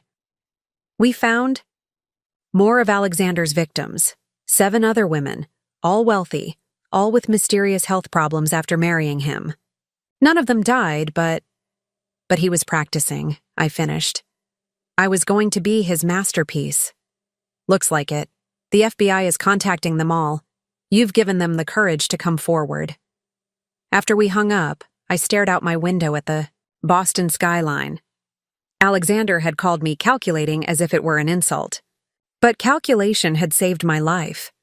The careful observation from my hospital bed, the strategic alliance with the right people, the patient gathering of evidence, all of it had been calculation in its purest form. He'd mistaken kindness for weakness, trust for naivety. His greatest error wasn't underestimating my intelligence. It was assuming that being calculating was solely his domain. The cardiac monitor beeped steadily beside me. Each beat was a reminder that sometimes the biggest risks aren't the ones that look dangerous, but the ones we take when we trust the wrong people. I picked up my phone and composed an email to my board of directors. Dear colleagues, as you may have seen in the news, I've recently survived both a heart attack and an attempt on my life. I want to assure you that I am recovering well and will return to my position as CEO once cleared by my doctors. Recent events have only strengthened my commitment to our company's mission of innovation with integrity. Sometimes our greatest challenges reveal our greatest strengths. I look forward to seeing you all soon. Best regards, Martha Lancaster Richardson, soon to be just Martha Lancaster again. As I hit send, I realized something. Alexander had been right about one thing. I had become calculating. But he'd failed to understand that calculation, when paired with conscience, is just another word for wisdom. And wisdom, I'd learned, was knowing when to trust and when to verify everything. The night nurse came in for final rounds. Everything. Okay, Mrs. Richardson? Everything's going to be fine, I said. And for the first time in months, I truly believed it. Tomorrow would bring more revelations, more evidence, more unraveling of Alexander's web of lies. But tonight, I could rest, knowing that the calculated risk I'd taken, trusting Chloe, calling James Whitaker, cooperating with the FBI, had paid off. Sometimes the most dangerous gamble is not taking one at all. The news cycle exploded within hours of Alexander's arrest. By morning, every major network was running the story of the Boston Black Widow plot. Reporters camped outside the hospital, their satellite trucks lining the street like a modern media circus. "Turn off the TV," my sister Vivian advised, pulling the curtains closed. "You don't need to see this." But I did need to see it. On screen, Alexander's mugshot stared back at me. The man I'd loved for 2 decades reduced to a criminal ID photo. His eyes, once warm and intelligent, now looked calculating and cold. "Breaking news," the anchor announced. "More victims coming forward in the Richardson poisoning case.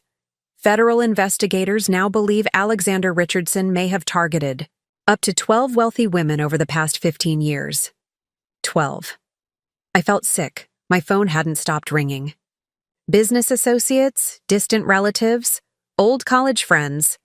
Everyone wanted to know if I was okay, if I needed anything, if the stories were true. Then came the call I'd been dreading. "Martha? It's Patricia Morrison, Lana's mother." My throat tightened. "Patricia, I'm so sorry about Lana." "Are you?" Her voice was bitter. "My daughter is dead because of your husband." "I know. And I'm sorry she got caught up in his schemes." "Caught up?" Patricia laughed harshly. "She was sleeping with your husband for 3 years. She helped him try to kill you." "She was also murdered by him," I said quietly. "She was 31 years old. Whatever her crimes, she didn't deserve that." Patricia was silent for a long moment.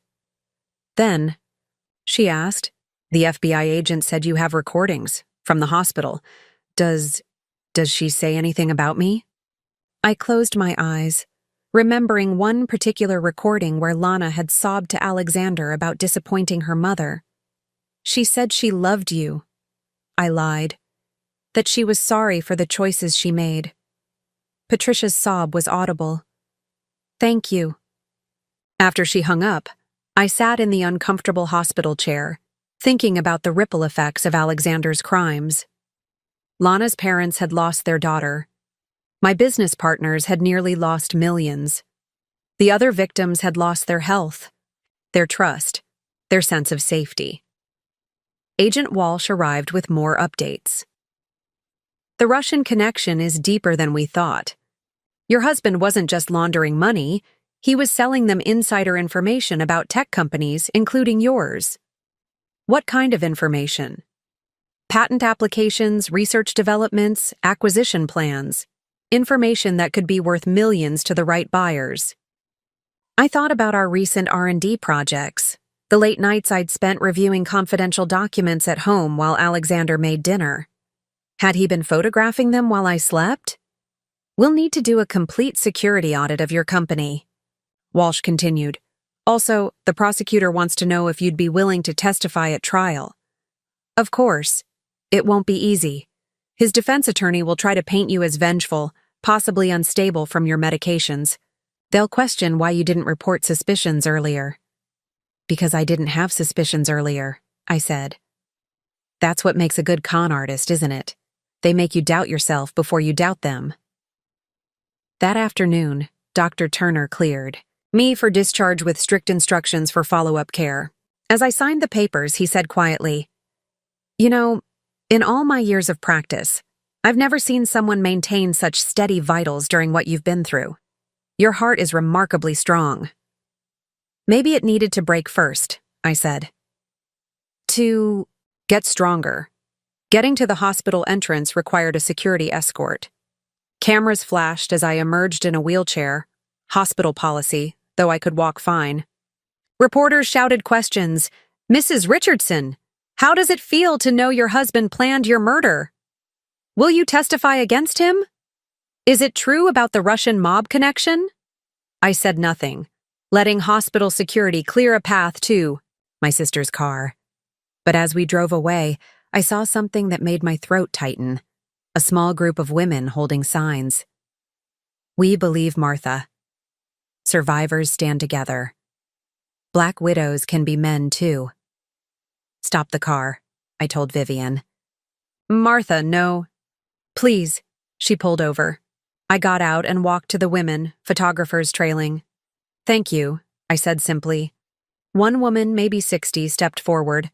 My ex-husband tried something similar, smaller scale. Nobody believed me. Until he did it to his next wife. I'm sorry, I said. Don't be sorry. Be strong. For all of us who weren't believed. Back in the car, Vivian drove to her house in Brookline, where I'd be staying during my recovery. The media couldn't access her gated community, offering temporary respite from the circus my life had become. That evening, James Whitaker called with another update. We've identified the source of Alexander's bail money. Dmitry Volkov, Russian oligarch with ties to several American politicians. This is bigger than just attempted murder, Martha. Your husband was part of an international conspiracy. Why tell me this? Isn't it FBI business now? Because Volkov's organization doesn't like loose ends. Alexander failed them. Even in federal custody, he might be in danger. And if they think you know too much, you think they might come after me? I think we need to be cautious. I'm assigning you permanent security. After hanging up, I sat in Vivian's guest room, surrounded by flowers and cards from well-wishers. My old life was over. The marriage, the naive trust, the comfortable ignorance. But I was alive. And now I knew things about international money laundering that made me valuable to federal investigators. My phone buzzed with a text from an unknown number. Mrs. Richardson, this is Assistant U.S. Attorney Sarah Chen. We need to discuss witness protection options. Please call at your earliest convenience. Witness protection. The words felt surreal. I looked at my reflection in the mirror. The woman staring back wasn't the same one who'd trusted her husband blindly. This woman had orchestrated his downfall.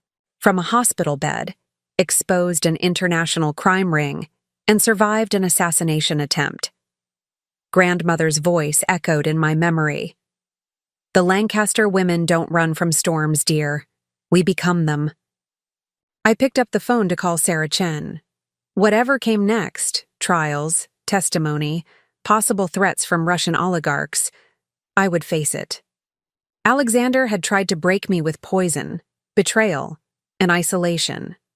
Instead, he'd created his own worst enemy, a woman with nothing left to lose and everything to fight for. The next chapter of my life was beginning, and this time, I was the one writing it.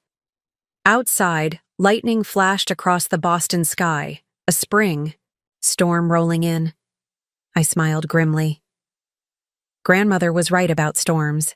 Time to become one. The following weeks revealed the true scope of Alexander's criminal empire. Like pulling a loose thread on a cheap sweater, each investigation led to another unraveling.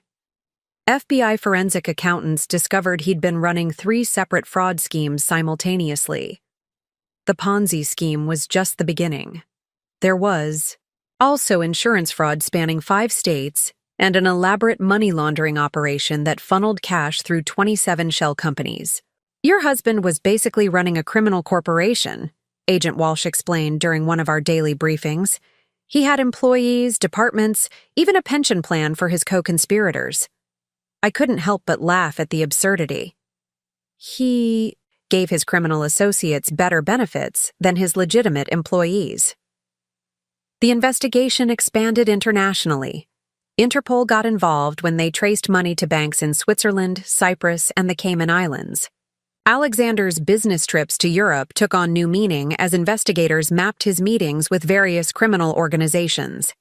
From the U.S. Attorney's Office, I watched via secure video feed as authorities raided properties I never knew Alexander owned. A luxury apartment in Manhattan where he'd kept a second office, a beach house in Miami listed under one of Lana's aliases, even a small vineyard in California that was apparently used to launder money through fake wine auctions. Each property is like a time capsule of his crimes, Sarah Chen noted, showing me photos. We found detailed records going back 15 years. Your husband documented everything. Why keep such meticulous records of criminal activity? I asked. Ego, she replied simply. He thought he'd never get caught. These records were his way of admiring his own cleverness. The other victims began reaching out. Nancy Walsh from Seattle, whose mysterious illness had forced her to sell her Amazon stock at rock-bottom prices, to Alexander. Jennifer Liu from San Francisco, who'd survived a near-fatal car accident after discovering her husband's connection to Alexander's network. Rebecca Foster from Miami, who'd spent 3 years in therapy, convinced she was losing her mind while her new financial advisor, recommended by Alexander, slowly drained her inheritance. We formed a support group of sorts, meeting virtually, every Tuesday. 12 women united by one man's greed. The gaslighting was the worst part, Jennifer shared during one session. He made me question every memory, every instinct. They all used the same playbook, Rebecca added. Isolate us from family, make us dependent, then strike when we're most vulnerable. The forensic analysis of my poisoning was perhaps the most chilling revelation. The toxicologist's report showed Alexander had been using a sophisticated cocktail of substances designed to mimic natural heart disease. It's actually brilliant, from a pharmacological standpoint, Dr. Howard Yang explained. He combined digitalis with calcium channel blockers and beta blockers, creating symptoms that perfectly mimicked congestive heart failure. Most doctors would never suspect poisoning. Most doctors didn't have Chloe as their nurse, I pointed out. True. Her documentation was crucial. She noted inconsistencies in your symptoms that didn't match typical cardiac patterns. Meanwhile, Alexander's fellow inmates had learned about his crimes. A guard leaked to the press that he'd been moved to solitary confinement for his own protection, after threats from other prisoners. Apparently even murderers have standards, Vivian noted dryly. They don't like men who prey on their wives. With Alexander in custody and his network crumbling, I shifted from defense to offense. The U.S. Attorney's Office had asked me to help unravel the complex financial web, and I attacked it with the same precision I'd once used to build my tech company. You have a gift for this, Sarah Chen remarked as I mapped connections between shell companies on a whiteboard. Have you considered consulting for the FBI? Let me survive testifying first, I replied, drawing another line between offshore accounts. My recovery became intertwined with the investigation. Physical therapy sessions happened between depositions. Cardiac rehab alternated with strategy, meetings. Each step forward in my health matched a new revelation in the case. The media dubbed me the woman who decoded her own murder, which was both sensational and oddly accurate. Using my tech background, I created algorithms to track Alexander's money movements, identifying patterns human investigators had missed. This transaction here, I pointed to a screen during one session, always happens 3 days before a large withdrawal. It's like a digital smoke signal. The younger FBI analysts were impressed. Ma'am, you've just identified their entire communication system. They were using transaction amounts as coded messages. James Whitaker expanded my security detail as Russian connections emerged. Volkov's organization lost millions when Alexander was arrested. You're not just a witness now. You're the person who cost them a fortune. Wonderful, I muttered. Any other international criminals I should worry about? Actually, he consulted his notes. The Italians are interested too. Seems your husband was freelancing for multiple organizations. I moved into a secure penthouse under an assumed name, courtesy of witness protection. From my new command center, I orchestrated a systematic takedown of everything Alexander had built. My first target was his reputation. Working with a PR firm, I released strategic information to the press, each revelation timed for maximum impact. The story evolved from tragic domestic betrayal to international crime syndicate exposed by brilliant wife. You're playing the media like a violin, Vivian observed, watching the evening news. Alexander taught me that public perception is everything, I replied. I'm just applying his lessons against him. Next came the business connections. I personally called every major client Alexander had cultivated, offering them a choice: cooperate with investigators or be implicated in the scandal. Most chose wisely. The art collection he'd bought with stolen funds. I arranged for it to be auctioned, with proceeds going to victims of financial fraud. The wine cellar he'd curated? Sold to fund a women's shelter. Each sale was publicized. Each donation highlighted.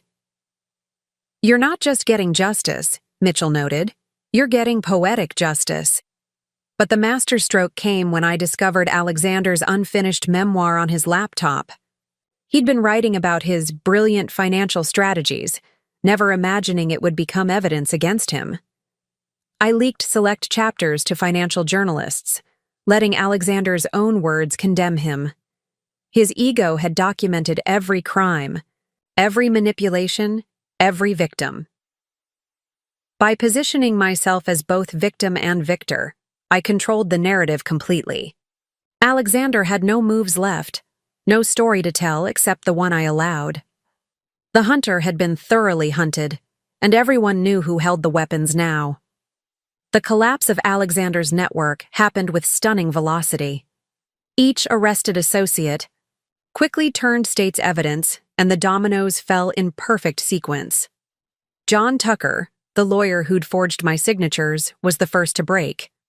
Facing disbarment and decades in prison, he provided investigators with detailed records of every fraudulent document he'd created over the past 5 years.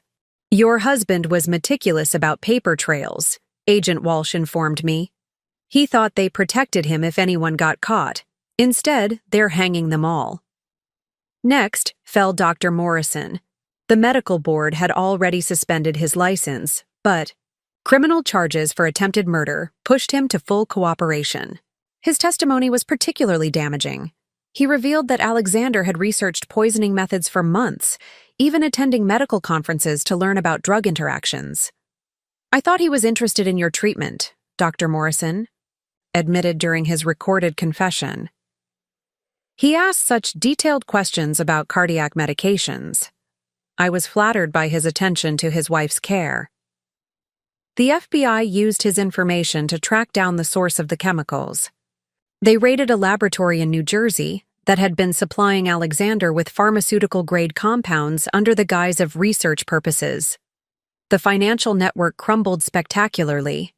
Each banker, accountant, and investment advisor scrambled to save themselves, providing evidence against their co-conspirators.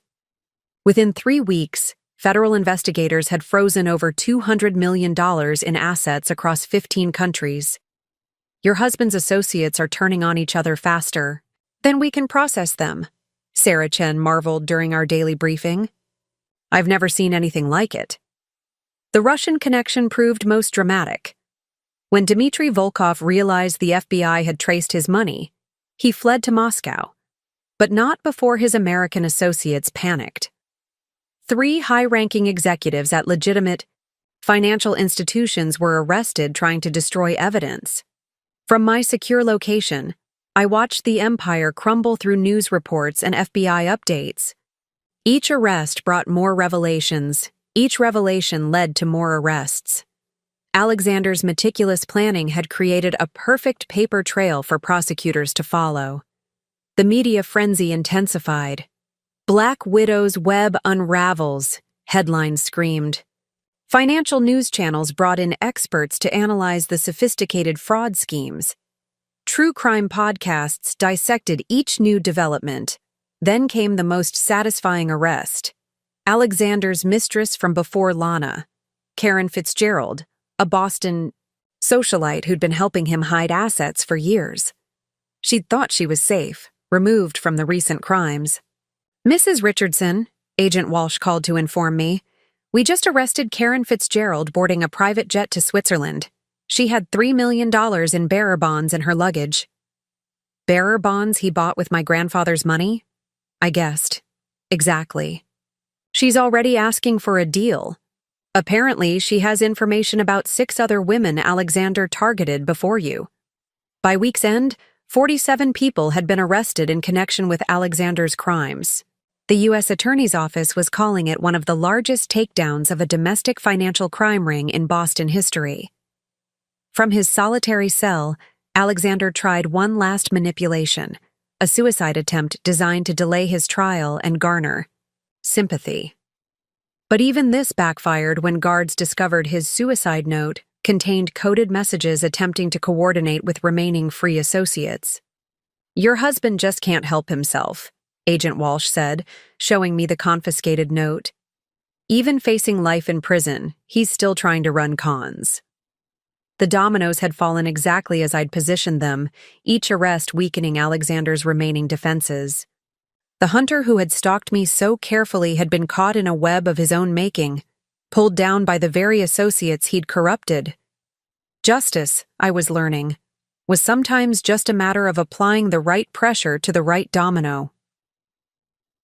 The trial began on a crisp October morning, 6 months after my surgery. I arrived at the federal courthouse in Boston, flanked by U.S. Marshals, my tailored Navy suit a stark contrast to the woman who'd lain vulnerable in a hospital bed. Alexander sat at the defense table, his expensive suit now replaced by a gray prison uniform. When our eyes met across the courtroom, I saw a flicker of the man I'd married. Then it vanished, replaced by cold calculation. The prosecution's case was methodical and devastating. Sarah Chen presented evidence like a surgeon dissecting a tumor, each document and testimony revealing another layer of criminality. The defendant didn't just attempt to murder his wife, she told the jury. He orchestrated a complex criminal enterprise that spanned 15 years, 12 victims, and millions in fraud. When they played the hospital recordings, several jurors visibly recoiled. Alexander's voice, planning my death while I lay comatose, filled the courtroom with its casual cruelty. "The morphine should keep her under while we handle the paperwork," his recorded voice said. "By the time anyone realizes what's happening, it'll be too late." The defense tried to paint me as vindictive, suggesting I'd orchestrated everything for revenge. But the evidence was overwhelming. Bank records, forged documents, poison analyses, witness testimony from dozens of co-conspirators. On day 3, I took the stand. Alexander watched me intently as I was sworn in, perhaps still believing he could intimidate me into silence. "Mrs. Richardson," Sarah Chen began, "please tell the court about discovering your husband's betrayal." "For 4 hours," I testified. Every detail, every realization, every moment of fear and determination. The jury hung on each word as I described waking from surgery to discover my life dismantled. During cross-examination, Alexander's lawyer tried to shake my composure. "Isn't it true you were heavily medicated during this supposed discovery?" "Yes," I replied calmly, which is precisely why I had the presence of mind to document everything. I knew people might not believe a woman on pain medication over her respected husband, so I gathered proof. And this elaborate theory about poisoning is supported by toxicology reports, 6 medical experts, and your client's own research notes, I interrupted. "Would you like me to explain the interaction between digitalis and calcium channel blockers? I've become quite knowledgeable about cardiac medications recently." The lawyer retreated, and I saw Alexander's jaw clench. He'd always hated when I displayed expertise he didn't expect. The moment I dreaded came during redirect. Sarah Chen asked, "What was the most difficult part of discovering your husband's plot?" I looked directly at Alexander. Realizing that every "I love you" for the past 22 years was a lie. That while I was planning our retirement, he was planning my funeral. That the man I trusted with my life had been slowly taking it. Alexander couldn't maintain eye contact. For the first time since his arrest, he looked genuinely ashamed. After my testimony, the trial moved swiftly. The defense, having no real counter to the mountain of evidence, tried one last desperate move. They put Alexander on the stand. It was a catastrophic miscalculation. Under Sarah Chen's cross-examination, his composure cracked. His arrogance emerged as he tried to outsmart the prosecutor, but she led him into contradiction after contradiction. So you maintain you never intended to harm your wife, yet we have recordings of you discussing her accident? Those were taken out of context. What context makes planning someone's death acceptable, Mr. Richardson? By the end, even his own lawyer looked defeated. The jury deliberated for just 4 hours. As the foreman stood to read the verdict, I gripped Vivian's hand. On the charge of attempted murder in the first degree, we find the defendant guilty. On the charge of conspiracy to commit murder, guilty. On the charge of wire fraud, guilty, guilty, guilty. 37 charges, 37 convictions. Alexander swayed slightly as the final verdict was read. The man who'd orchestrated elaborate crimes for decades had been brought down by the woman he'd underestimated most. As bailiffs led him away, he turned to look at me one last time. His lips moved, forming words I couldn't hear. Later, a court reporter told me what he'd said. "You were always smarter than I thought." "Yes, Alexander, I was. And that was your fatal mistake." The sentencing hearing took place 2 weeks later. Alexander faced the judge stripped of his remaining dignity, having aged a decade in months of confinement. Judge Margaret Harrison, known for her strict sentencing in financial crimes, reviewed the case documents with deliberate care. "Mr. Richardson, you didn't just attempt to murder your wife. You methodically poisoned her for months, manipulated her trust, and orchestrated a criminal enterprise that destroyed multiple lives." She looked up from her papers. "In my 30 years on the bench, I've rarely seen such calculated cruelty combined with such breathtaking greed." The victims' impact statements had been devastating.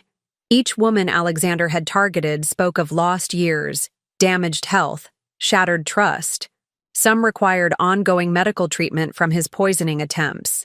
Alexander Richardson, Judge Harrison, pronounced, "I hereby sentence you to life imprisonment without the possibility of parole on the attempted murder charge. Additionally, you will serve consecutive sentences totaling 127 years for fraud, conspiracy, and racketeering." Alexander's shoulders sagged. His lawyer had warned him to expect severity, but the reality of dying in prison finally seemed to hit him. "Furthermore," the judge continued, "you are ordered to pay full restitution to all victims, including medical costs, therapy expenses, and punitive damages totaling $47 million. After the hearing, federal marshals allowed Alexander one brief moment to address me before taking him away forever. "Martha," he said, his voice hollow, "I suppose you want to know why." "I already know why," I replied. "Greed, arrogance, the belief that everyone else was too stupid to catch you."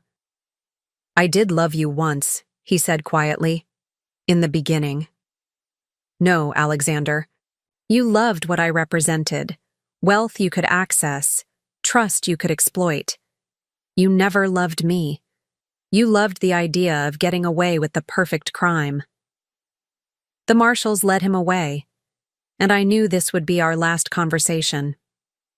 Alexander. Richardson would die in federal prison, probably shanked by fellow inmates who despised men who hurt their wives. Outside the courthouse, reporters waited with cameras and questions. This time I stopped to speak. "Justice has been served," I told them. "Not just for me, but for all the women he victimized. Let this be a warning to anyone who thinks they can use marriage as a weapon for financial gain." "Mrs. Richardson," one reporter called out, "what's next for you?" I smiled, thinking of the victims' foundation I was establishing with the restitution money, the book deal my agent had negotiated, the speaking invitations from women's safety organizations. What's next? I'm going to help ensure this never happens to anyone else. My grandmother used to say that Lancaster women don't just survive, we thrive, and then we lift others up with us. As I walked away from the courthouse, I felt the Boston autumn breeze on my face, free, vindicated, alive. Alexander had tried to write my ending, but I'd written my own instead. And this was just the beginning of a new chapter. 1 year later, I stood at the podium of the Boston Women's Economic Forum, addressing an audience of 500. Financial abuse in marriage is more common than we think, I told them. It starts small, a joint account here, a power of attorney there. Before you know it, you've lost control of your own assets. The Martha Lancaster Foundation had helped 47 women escape financial abuse in its first year. Each case reminded me that Alexander wasn't unique, just unusually ambitious in his crimes. My book, The Heart of Deception, had become an unexpected bestseller. The advance alone covered my legal fees, and the royalties funded scholarships for women entering financial careers. "You've turned tragedy into triumph," Oprah had said during my interview. I'd smiled and replied, "I turned evidence into action." My health had fully recovered, though I still saw Chloe monthly, now as friends, meeting for lunch rather than medical care. She'd been promoted to director of nursing, implementing new protocols for detecting patient abuse. The tech company I'd built thrived in my return. We developed financial monitoring software that banks now use to detect suspicious spousal transactions. Alexander's scheme had inadvertently inspired innovation that protected others. From prison, Alexander had attempted contact twice. Both letters went unread into my lawyer's files. I heard through the legal grapevine that he'd been stabbed by another inmate but survived. Even in prison, he couldn't escape the consequences of his reputation. Standing in my new penthouse office, overlooking Boston Harbor, I sometimes marveled at the journey. The woman who'd trusted blindly had become one who verified everything, but also one who helped others see the warning signs I'd missed. My heart bore no surgical scars anymore, just the invisible ones that made me stronger. Alexander had tried to kill me with 1,000 small betrayals. Instead, he'd created his worst nightmare. A woman who turned pain into power, betrayal into purpose, and survival into success. The Lancaster women didn't just survive storms. We became them. And this storm was changing the landscape of financial justice, one saved woman at a time. Up next, you've got 2 more standout stories right on your screen. If this one hit the mark, you won't want to pass these up. Just click and check them out. And don't forget to subscribe and turn on the notification bell so you don't miss any upload from us.